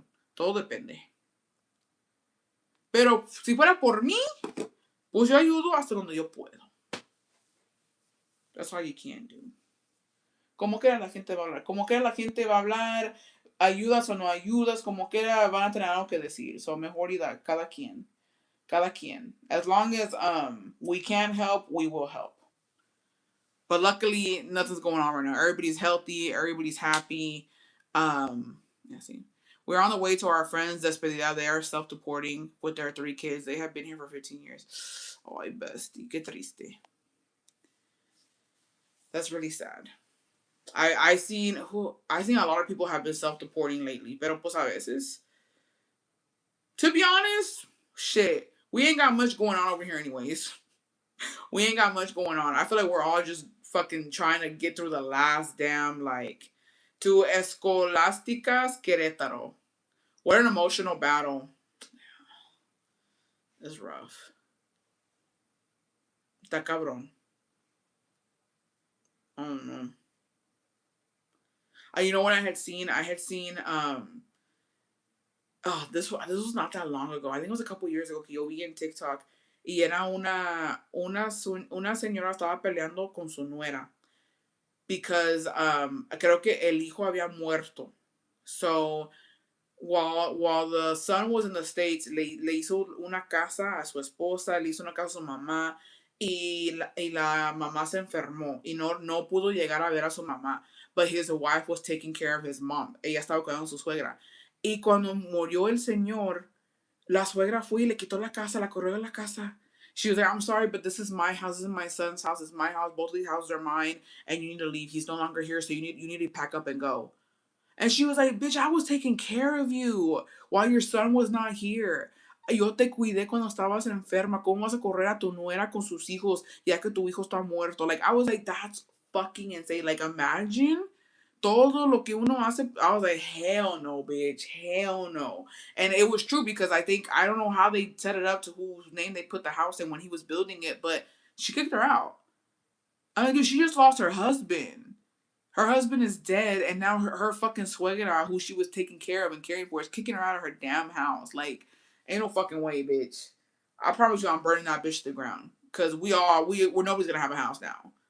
Y la señora ni podía caminar y la corrió. I was like, oh hell no, bitch, hell no. I don't know, y'all. I guess, I guess it literally just depends. Ojalá y nos toque suerte a todas, and everybody's healthy and everybody's good. But damn. This is my this is my mom was adamant everything was in their names. This is why my mom was adamant everything was in their names. Hell, I keep all that from happening to me. I have the house and cars in my name. I'm on all my man's big accounts too, cause fuck that. No lie, it's giving brujeria. Dude, that was insane. Like, and it was a beautiful home too. Pobrecita la señora. Pero pues shit. Y es que eso sí pasa mucho. It's really sad, pero sí pasa mucho que desgraciadamente así es. And a lot of men do that. A lot of men will put it either in their mom's name or their dad's name when it comes to land, when it comes to homes, and they be losing that shit. Mm. Anyways, we really just be talking. We was yapping today.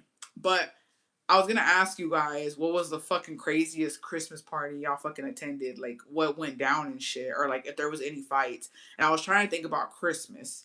Fuck no, I'd be like, sorry, you gotta go with your son, so now. I mean, no, we can live together. We can live together until we figure this out. It's fine. I'll still take care of you, girl. Next thing you know, you seeing your son, homie. Cause not my baby kids, not my kids who just lost their father, and now we're gonna be homeless. The crazy. We were just talking about how a lot of my husband family members put their land in their dad's name so their wife doesn't get anything. They do that, and it's insane.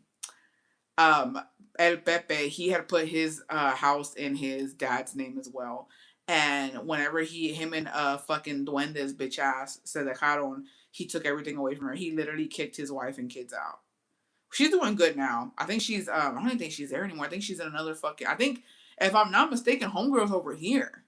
I think she's over here with her kids, living with some family or something. But he built that house and then kicked her out. Like, bitch. Oh, fuck. This is a regular life. Besties. Y'all remember we were talking about somebody going to the teenage that was gonna be happening over there, and I wasn't gonna be a part of it because we're not going, right? Next week. Next week, somebody get on a bus. Next week, somebody getting on a motherfucking bus con todos sus pinches garras. Not gonna lie, my man is going to put things in his parents' name to keep me from getting them when he dies. Then why am I with him? Exactly. But here's the thing, like, why are you putting it in your parents' name? You think, I mean, are we gonna outlive them? Are they gonna outlive us? Why would you do that? Because then what happens when your parents are gone? How do you even get that back in your name? Men swear too, bitch. Men fucking swear. Like, I don't know. Men fucking swear. The only reason, dude, y mi mamá fue bien viva. When my mom and dad got a divorce, my mom knew all the land that my dad had in Mexico and all the houses he had, everything, and she fought for that shit. And she said, but my dad was smart too. He had put a lot of stuff in my grandpa's name at that time because he said, I'm getting a divorce. I gotta go over there and I gotta fucking, do a little switcheroo on her. And so she wasn't able to fight for everything. The only thing they did give my mom in the divorce with my dad, she said she wanted at least the furniture from the house. And they said, well, you can have it. You gotta go in and get it. And she never went for it. But I think my dad did have to pay her something about some of the land because she was like, no, no, no, I know he got all that over there. But a lot of it, he went over there and put it in my grandpa's name. If there's no will, it will all go to the kids. Well, there you go. There you go. I don't know. I think, to be honest, Busty, I never understood el pelear por los terrenos because I'm just like, bro, ¿qué vas a hacer con ese terreno? Y aparte de eso, cuando uno se muere no se lleva nada. Like, unless you're gonna build, the terrenos that people have been fighting over for generations literally has nothing on it. Because that was my dad and my uncles. Estaban peleando por terreno que no tenía nada ahí. Era pura, like, just dead ass fucking land. Until my dad started buying his own land and making homes on his own land. And now I can see, okay, pues me and my brother don't have to fight for terrenos because eso ya está, no? But I get when there's homes on it, but when it's just land, they don't even do anything. This land has been passed down through generations. People have fucking offed each other and fought for this land, and nobody's even built anything on it. Nobody's had the fucking money to build something on that land. And I'm like, ¿de qué sirve el pinche terreno, pues? When my mom's family got shit faced on Xmas and my mom's cousin accused her husband of wanting me, the man was just asking questions about living growing up in the US. She fought him in the stairwell.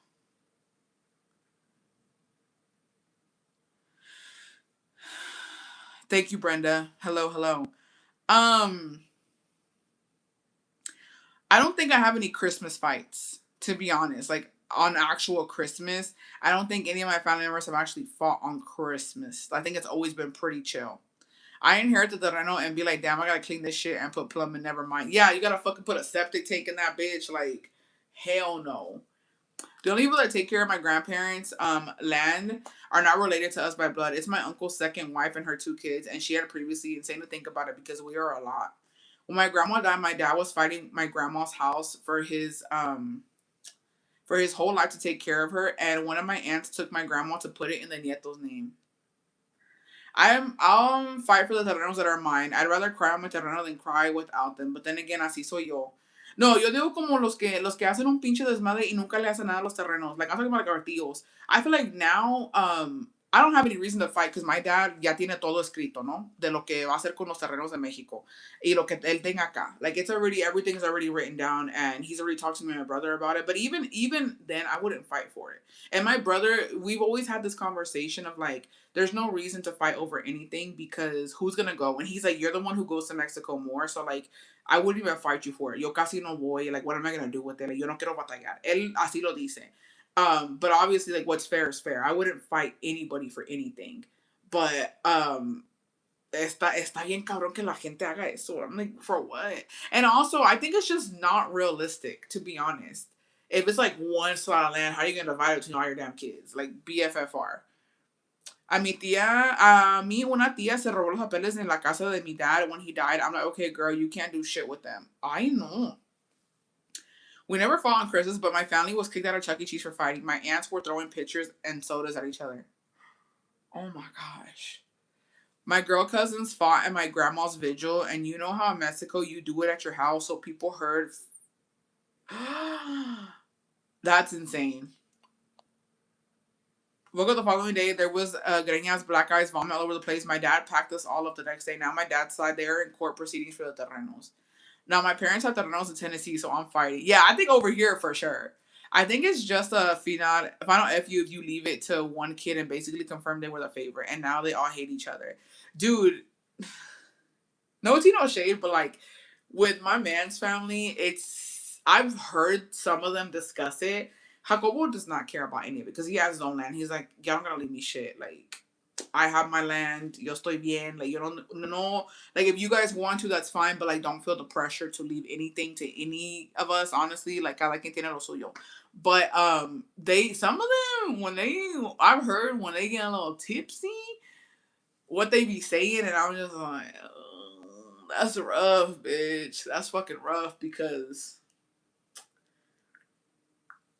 It's crazy. It's crazy to, I guess, kind of be a little greedy in a sense of like, I don't know. Because if we really want to get into like statistics and we want to get into like technicality with certain people, and I don't even talk about Jacopo, I'm talking about in their family, certain people have done way more than other people. And I'm just like, why are you over here saying shit? Like, one Christmas they shot my neighbor.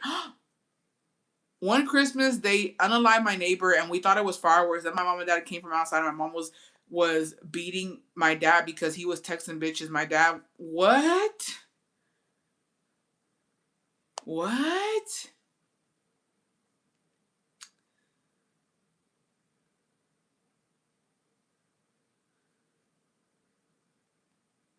All I hope and pray for is that when the time comes when we get to have our terrenos, right? Ojalá y no pase ahorita. But when the day comes que ya te dicen, oh, pues esa es tu herencia, ¿no? Ojalá a veces a nadie nos pase que hay otros nombres ahí. And I mean, like, imagine after your father or your mother passes and you got siblings out there, bitch. Like, imagine they fucking reading me and my brother, my dad's will. Dios no lo quiera pronto. Que sea un día muy, muy lejanos. And they're reading and talking about, oh, Trenchota fucking Gonzalez come up because you got a piece, you got this house and this, that, and who the fuck is that? Who the fuck is that? And who the fuck is this bitch? And what's going on? Talking about an illegitimate child. A what? Who is you? Who is you? And what you doing on my terreno, bitch? Like, imagine. That shit's scary. I've always said que les toca a los que viven en Estados Unidos. They're the ones that help the most. My dad was drunk as fuck. My new sister-in-law is white and was in shock. Everything happened the same night. We had pictures, and the next day the news started interviewing my dad because of the murder. He had a black eye.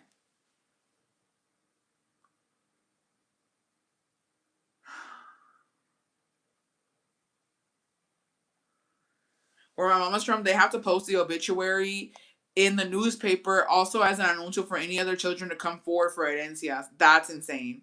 The way I joke all the time, my dad had kids somewhere and watched that happen. No, yo también ahí diciendo, porque por ahí escuché. I know. That's why I don't do ancestry DNA kids, because my dad was a puto back in the day. I know, bestie. Imagine. I'd be like, who the fuck? I'd be shook it. This was in 2018. Damn, wasn't even that long ago, bestie. We're the petty people that inherit and just sell that shit real quick. That's what I'm talking about. No, I wouldn't do that. It depends on how much my dad gives me, because he's acquired more land. So I don't know what happens then, because most of his stuff is in Mexico. My best friend had that happen to her. I got drunk with her and her sisters, and they broke down and cried because they had a secret sister. I got cousins. They got siblings. One of my cousins recently, she was telling me about it, and I was shooketh. I was shooketh to my core, honey, because I was like, not my uncle. Not my uncle out here running amok. And another state too. And apparently the mother had passed. And so she went looking for her daddy, aka my uncle. And I said, child, the hell you mean? I know I said it before, but I just know I have older siblings in Cali. My suegro says he might have kids in Mexico on his way here from El Salvador. My husband, the only boy, and he'd be salty as fuck. It's actually insane to think about. Turns out the man was the one who pew pewed the neighbor. My mom got mad when they read my grandma's will when she didn't help take care of her. She left her nothing and left everything to my other two aunts. And your mom was mad. It's giving, girl, come on now. This is the only time I'm glad I'm my dad's only kid. Too bad he's a deadbeat and doesn't have terrenos. He keeps letting me down. Bessie, please. My brother-in-law and his deceased brother were on their dad's will. When the dad passed, the stepmom took like 750,000. Our brother-in-law only got 250,000. Her kids were like, she deserves it for being his wife. Pues la verdad sí. La verdad sí, bestie. I mean, it sounds horrible, pero solamente ella sabe lo que soportó con ese hombre, and that's the way the system's set up. Unfortunately, which is why you have to have everything like escrito and everything done before shit like that goes down, because obviously whatever happens, my dad is married, so my stepmom, if he were to pass before her, I mean, who am I to fucking say, oh, you don't deserve that? Like, no, like, no, Bessie, they were only married for like 3 years, but that's the wife, Bessie. That's the law's the law. The law's the law. It is what it is, and that's what he chose to do. Like, when it comes to the wife, here's the thing. For me personally, when it comes to the wives or the husbands, pues así es la cosa que se puede hacer. Así es la ley. When my tío died, they had just divorced, and my primos didn't give any money to her, but she got to keep the house. He had it written, but she had a joint on his account, so she froze everything. Damn. Well, but again, that's what I'm saying. Like, again, the law is the law, and como la esposa, pues ella podía hacer lo que ella quería. Like, lo bueno que la gente, like, my dad has everything written, but if my stepmom, I don't think she would, but if she were to, pues ni modo. Some bitches out here playing chess, and we just playing checkers. En México es 50% wife and the other 50% repartido los hijos. Pues según que debes de tener todo escrito, todo bien, like notarized and shit, pero pues sí, la verdad, depending on the law, the wife gets what she gets. And hey, power to her, you know what I mean? If that were to happen to me, pues yo qué puedo hacer? I don't even think I would be mad, to be honest, because I feel like you shouldn't really expect anything from your parents. Si te dan algo, está bien. Pero si no te dan, pues también. Pues que, you know what I mean? I feel like they already did the best they could trying to raise us, trying to get us out the damn house. And, pues yo pienso que la esposa va primero, o sea, lo que sea. Like, right on a napkin, I'm playing dominoes. Like, it is what it is.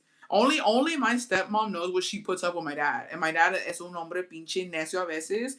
Y pues es un Tauro. Es un viejito Tauro. So only she knows what she puts up. God knows what she be going through. A Taurus man, bitch. Ugh. So, only she knows what she be going through. So yeah, I'm pretty sure whatever were to happen, Dios no lo quiera, but I'm pretty sure whatever she gets, she deserves. At least your dad married someone who cares for him. My grandpa married a woman who took him out of this world for his money and terrenos. I know. No, y la verdad, like, my stepmom is amazing to my dad. Like, so I was gonna say this shit, but I feel like my mom's gonna come down and fucking beat my ass. So let me not say nothing.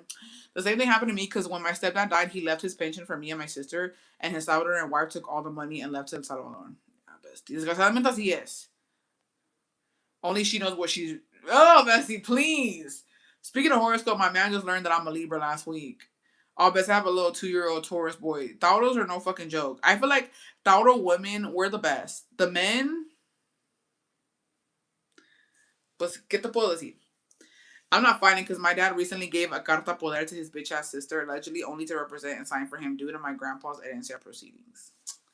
And either way, so with my mom, dude, my mom, desde el principio, she did so with all of us, right? I don't know what my mom had. I don't know anything about insurance. I don't know anything about none of that. I don't know anything about none of that. It's out of my motherfucking hands, bitch. Yo no sé nada y no voy a entrar a detalles porque literalmente me vale verga. I never expected anything from her because I was not, at the end, I was not taking care of her. I was not driving her nowhere. I didn't speak to her. So whoever got what, me vale madres, right? But I will say that, like, it wasn't a shocker, but she made it known from the get a couple of years before she passed that she didn't fuck with none of us because my brother's baby mama, she put her as her daughter and she put her as her like, was the power of attorney, or I don't know what the fuck it is, like, where anything that was gonna happen with her, she had the final decision. And when they told me, and I was fucking like, excuse me, when we had checked on her the last time, where like she fucking crashed out on everybody because the doctors had told me that my mom was faking seizures, and they told me that we needed to take her to a fucking psychiatrist because she needed counseling, that we weren't giving her enough attention, and like it was a whole thing, right? Because they clocked her fucking tea. So that day that my mom had gotten sick and she was having seizures, they took her to the hospital, in an ambulance and everything. We get there. I was kind of fighting with Scar at that time. We all get there, and every time somebody would walk in the room, she would have a seizure. And the doctors clocked that shit, right? My aunt came in, she had a seizure. I came in, she had a seizure. Like, and so he was like, she's doing it for attention. She's not really having seizures. She's faking them. She's like just doing all this to her body for no fucking reason, blah blah blah. And he was like, so she needs serious help. Y'all need to get her to a psychiatrist. Y'all need to get her counseling. Y'all need to do family counseling. Like homegirl's tweaking. And I was embarrassed. And I was like, are you dead ass right now? Because we all fucking caught off of work. We're all here. Like we give her attention. She has attention. I promise you, she has it. He said, yeah, no. And so I told my sisters and I told my brother, and then my fucking chismoso ass brother told my mom what I had said. So my mom crashed out on all of us, and she just fucking said she didn't want anything to do with us. That we didn't fucking care about her, yada yada yada, and she changed everything over to my brother's baby mom at that time. And I remember the next day, she was supposed to leave or whatever. I called, and they're like, "Oh, we can't give you any information, unless you are these people that are on the list or whatever." And I was like, "I was just there yesterday. I'm her daughter," and they're like, "Well, the only daughter we have here is blank." Which was my brother's baby mama. She was on there as her daughter, and I said, "Oh, click." I said, "Yeah, you ain't gotta worry about me no more. I'm missing work. I'm trying to find a ride up to the fucking hospital because I go boy taking the car, and me and Scar were really talking. We were going at it at that time. And mind you, me and Scar went to the same fucking place. I said, I'm over here trying to come see you. You faking seizures, and then you say that we're not your daughters, and you put that bitch as your daughter. Okay, I'm done. And I think that was the last time I had spoken to her up until she passed because I hadn't spoken to her anymore. And that's exactly how it went. And she didn't fake seizures anymore after that. But then she really did get sick. Like she really did end up getting really sick. But it was fucking insane. No, I'm lying. The last time I saw her previous to that was at my aunt's funeral. I saw her, and she was, oh my gosh, she was fucking horrible to me. Like I wasn't talking to Scar, and I wasn't talking to my mom, and my aunt had passed. It was my mom's sister, and I took my dad to the funeral with me because I hadn't seen Scar in a couple of years, and I hadn't seen my mom in a couple of years. And I got there because I was like, oh, I don't want to fucking go. I'm scared. Like, they're going to jump me or something, you know? But I wanted to be there for my aunt because my aunt, she was like a second mom to us. She cared a lot for us, and my dad knew her, eran compadres. And so I remember telling my stepmom, hey, can I take my dad with me to the funeral? And she was like, of course, like that's your dad. Like you don't have to ask permission. I was like, no, I just wanted you to be okay with it because it is, my mom's family. And she was like, llévatelo.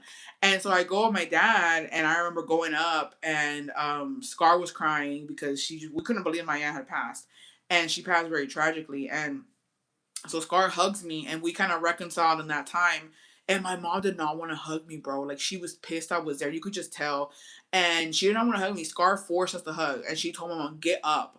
She's like, get up and hug your daughter. Your sister just died. Like, hello.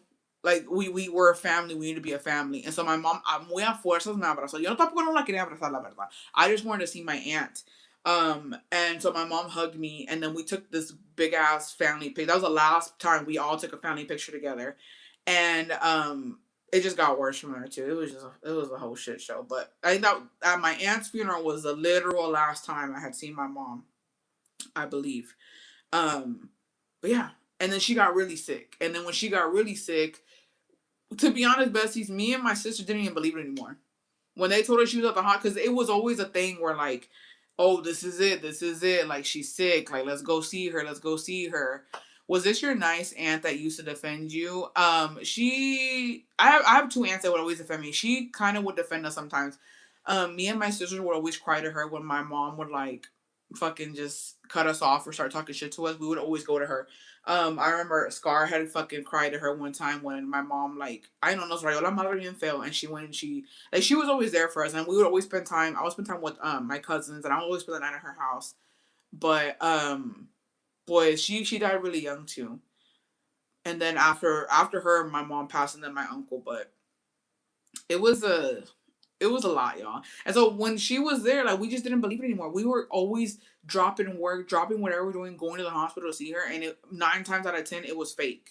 She just wanted us to go fucking see that she was okay or she wasn't okay. And so we stopped going. And then when we stopped, it was like the boy who cried wolf. Like de tanto que nos tenía ahí, todas pendejas rushing to the hospital, rushing to this, rushing to that, and it was never anything. And then when it really went down, we didn't believe it.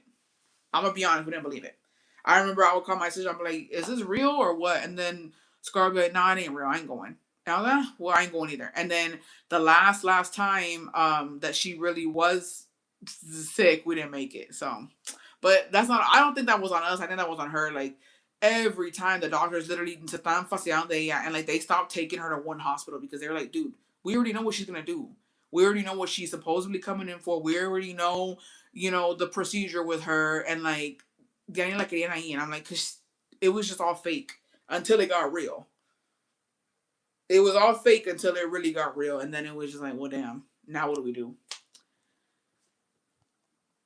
My mom got mad and bought land, a house in Michoacan that my dad doesn't know about because she said ain't no way she was not gonna have a house in Mexico. Pues, should I call out for tomorrow? I'm going through a bad right now. I hate this time of year. Call in.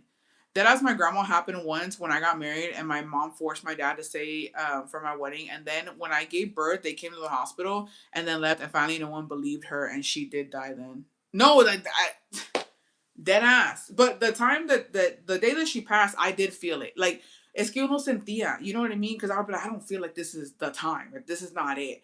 Like, this isn't real. Y ya cuando mi hermano me habló when I was working that day, I felt it. I was like, this is real as fuck. Like, I immediately felt my chest like tighten. I felt like, fuck, this is it. This is it. Like, ya llegó el día donde ya, because de tanto pinche, oh, Bessie, yeah, sure.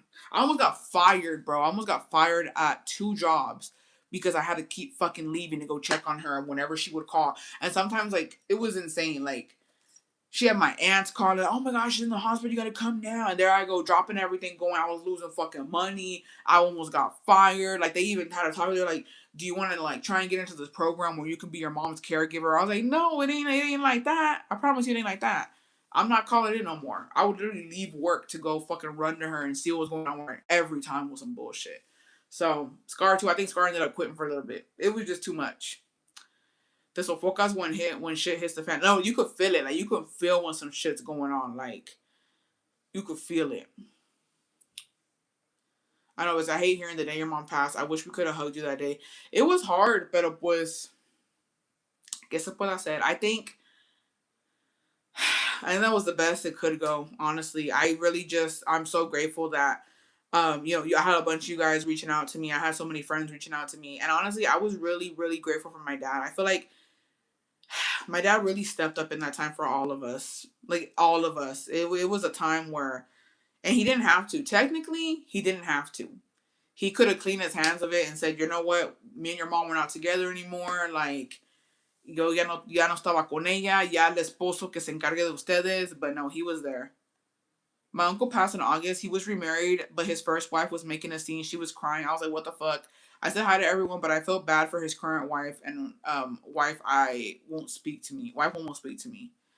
Yeah. Well, I didn't like my mom's husband, so I didn't give a fuck how he was feeling. And I still don't. Because he was never good to any of us, in my opinion.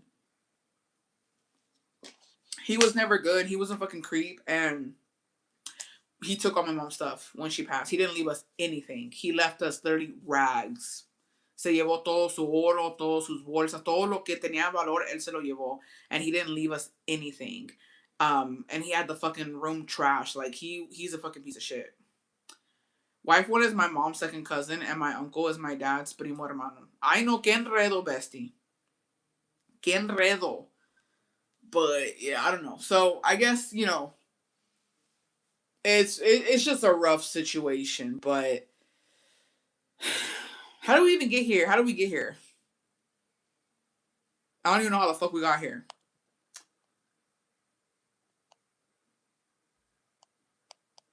We going back to see the crazy family tree. That is a crazy family tree. When you mix like the mom side and the dad side, y se hace un pinche menjurje que ya no sabes ni quiénes son tus primos, quiénes son tus hermanos. You don't know anything. Like, it's too much. It's too much. Oh, we're going about like love children, no? Yeah, I don't know. Look up how Little Kim cries for Biggie at his funeral. That was my aunt. Stop. Oh, I started watching the documentary too. Wait, if your mom fought for land, did her husband get the land? No, my mom, she never went. She had to go sign papers for the land that she was given. But my dad ended up selling. No, my dad sold the land and he gave her half of what he made from the land. And then she wanted the furniture that was in the house, and she never went for it. So my dad just ended up selling it too. Tanta gente que hay en el mundo, and all the rancho people marry each other. Pues sí. Me, pues sí. I ain't even gonna talk shit because I had that mentality. Yo siempre decía, me voy a agarrar un hombre de Guanajuato, va a ser ahí del rancho, ahí cerca de Dolores, y ahí I'm gonna go fucking live in the rancho and visit, and my sueros van a ser de ahí que no sé qué, ¿y dónde fui a dar? I guess it's better. Is the documentary good so far? Basically, I'm literally on the first episode. Oh, you know what? Okay, so I started watching the Diddler, right? I started watching the Diddy documentary, and then I was scrolling on TikTok because I wasn't really getting into it. Because to be honest, Diddy scares me. The Diddler fucking scares me, y'all, and I don't like looking at him like that. And they were showing too much of him, and I mean, it's about him, right? But I was like, he scares me, and so I was scrolling on TikTok, and then I saw this K drama, and I was like, let me go look for that. And so I'm watching a K drama. I'm watching Dynamite Kiss, and I have beef with K dramas. Okay, K dramas are so exaggerated and so slow. I think as a Latina, as a Mexican girly, novelas have so much passion and they get to it. They making out, they kiss it. Dude, K drama Koreans are very PG and they don't do too much. Actually, on Dynamite Kiss, I was shook they were actually making out because they do one kiss. They edge bitches. And right now I'm being edged with this damn K drama, but I'm gonna watch it all the way through, or at least I'm gonna try to. Yeah, slow burn. I don't do that slow burn shit. I want passion. Yo quiero calentura desde ahorita, desde el principio. Don't piss me off. And they're always so complicated. There's too many characters and they're so complicated and it's hard to follow. And then the one that I'm watching, they don't have they only have English captions, but they don't have the audio in English. So I'm having to watch it in Spanish. But I'm committed to it. I'll tell you that much. I actually can't believe that he made Biggie pay for his own funeral. I haven't gotten that far. I literally was on the first episode. Like, I need to watch the doc. How sad. I like to see him in the movie, get him to the Greek, and grew up listening to his music, but he's a damn loser. Same as I can't do K dramas because of how slow they are. They're too slow. It's like the fucking Middle Eastern ones too, where like homegirls a whole episode. There's the last part of the fucking episode, a bitch is falling down the fucking stairs. Have y'all seen them? Homegirl is falling. Say there's a Mexican one, William Levy and what's that fucking bitch's name? Somebody know. But where she's falling and falling and falling. And I'm like, this bitch been falling for a fucking hour. And then they'll go into the next episode and she's still falling. How long you gonna fall for, ho? How long does it take somebody to catch this bitch? Like, I can't do it. Maite Perroni, ándale, when she fucking, dude, she doing a whole, it's like the crocodile fucking roll, bitch, when she hits the car. I don't like that. Get to it. Get to it. I know we need the suspense, the drama. Get to it. I couldn't watch Amor Real with anyone because I would cry on every episode. There was so much passion. I'm telling you. I saw that and I was shook. I can't even recreate it, bitch. But she just fucking does a roll on the car and hits her fucking head in the mirror and then she falls and it's like... no. The one donde a la Maite Perroni se le llevó la...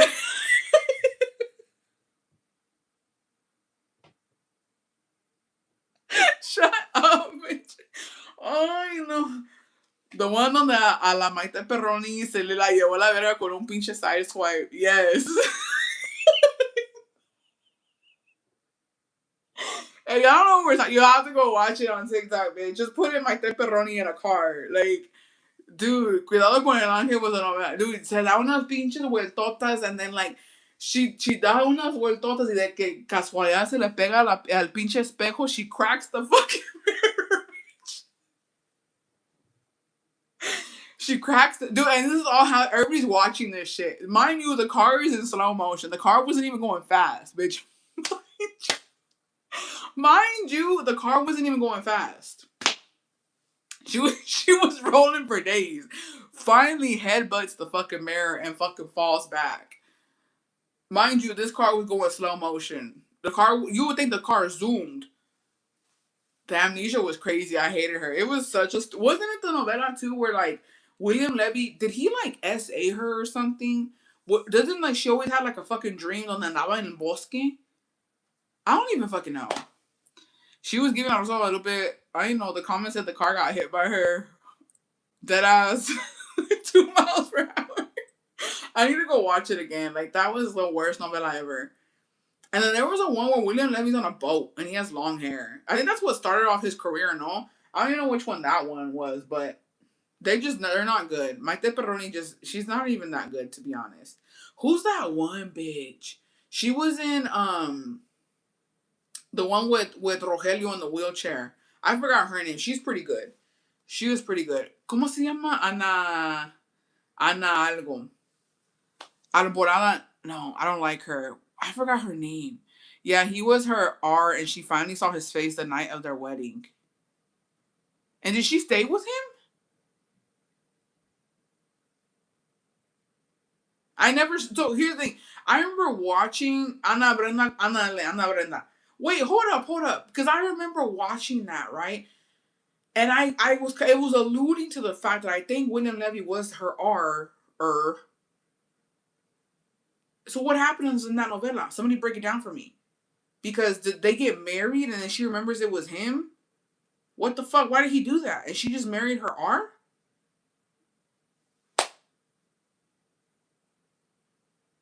What's tea with that? Because I what novela is this? I remember seeing it briefly. They justified it by saying he was drunk.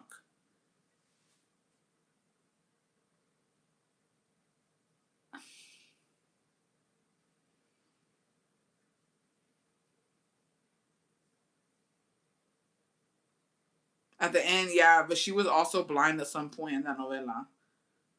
And what the fuck? They're gonna do anything. I ain't gonna lie though, Amor Real, it is a little inappropriate too because Manuel does take her V card, doesn't he? I think Manuel does take Matilde's V card, but that was in the olden days. But still, it wasn't okay. It wasn't okay at all. Like that, and they kind of switched it up. Well, they actually put it in Lo que la vida no también pasa ahí donde like Alejandro forces himself on Montserrat. So that it is given as a yeah. La que no podía amar is a great novela with Ana Brenda and Jorge Salinas. Yeah, es esa, es esa. Sortilejo was. I don't think I watched that one. So yeah, they had that too, but it wasn't like no, it was Manuel straight up. Yeah, so did Alejandro. But in Lo que la vida me robó, they made it seem like Montserrat kind of was into it, like she was giving in. Manuel was so sweet to Matilde though. He was. That's my man's. That's my man's. They had orgies. Oh gosh. Who's gonna watch the new Soy Tu Dueña with Angelique Boy? I'm not. Don't piss me off. La única que es dueña, doesn't he arm Matilda too? Like, yeah, honestly he does. Because it's their wedding night and he he's not justified in it at all. But in his mind and back in those motherfucking days, she had disrespected him because she admitted to loving another man and she was gonna run off with Adolfo and he caught her ass, right? And so on their first wedding night, whatever the fuck, he's like, well, I'm gonna take it because you're my wife and you have to do what I say because you're my wife. And honestly, like it was and you know what's crazy is that when him and Matilde are good, he is so, I guess, like modern because the traditional men back in the days, they wouldn't have let Matilda do shit. He gave her free range to do whatever she wanted to, but he did force her. He did technically R her because, but in his mind, you're my wife. And in her mind too, she was like, well, I am your wife. But then, and then it happens again where Adolfo tries to fucking R her after like she was Manuel's wife. Like, it was a whole thing. But yes, that also happens there. And in Lo que la vida robó, Alejandro forces himself on Montserrat. These novelas recaps are crazy now that I think about it. They are. They really are. But if you want to really get into it, I prefer Amor Real over Lo que la vida me robó because Lo que la vida me robó, Alejandro wasn't doing too much for me. Sebastián Rulli was just, I don't know. No, Adolfo was such a fucking pick me ass little bitch. Like, oh my gosh, like I understand. Here's the thing, right? These novelas are so crazy. Who was writing on this? I'm gonna tell y'all something though. En Lo que la vida me robó and Amor Real, Adolfo and what was his name? Jose Luis. They're the same person, right? Well, in like two different novelas, but they play the same role. I'm not gonna like if you're my man's. Okay, and you're coming to rescue me. You're coming to get me out of my situation. Why would you pretend to be a motherfucking helper, bitch, on this damn rancho? Why wouldn't you come up, beat my husband up, and take me? You know what I mean? I just feel like you're too comfortable being a little cucky boy. Because you literally watching me kiss my husband. Was I the only one feeling that? Or what? Because a real man would have came in there, beat up my husband, and took me off in the night. Because Manuel did it. Did y'all clock that bitch? If y'all watch Hamburra, clock that shit. Clock that fucking shit. Clock it, bitch. Because this is what happens, right? Adolfo's little bitch ass. He just goes and he's the help over there, and he's like a fucking ranch hand on Manuel's motherfucking terreno, right? Trying to get Matilde back. But when Manuel comes back after everybody thought he was dead, he comes back, right? And he literally goes there and he literally runs a fucking muck at Adolfo and Matilde's fucking wedding. The night they're supposed to get married. I don't think they get married or not. He goes in the night with a bunch of his fucking crew, bitch, and he steals Matilde away. Why couldn't Adolfo do that? Manuel was about it. He said, nah, bitch, you ain't taking my girl. And I just feel like Jose Luis wasn't about it either. Because fucking Alejandro was. I don't like that Monserrat ended up having a kid with Jose Luis. Yeah, I didn't like that either. They was trying to be like modern, but mind you, Milagros from the novela with Eugenio Cedar was I was 15. She did one more novela and then quit, and she made a TikTok because she was exploited way too much. She honestly was. But going back to the novela where Maite Perroni rolls in the car for 3 business days.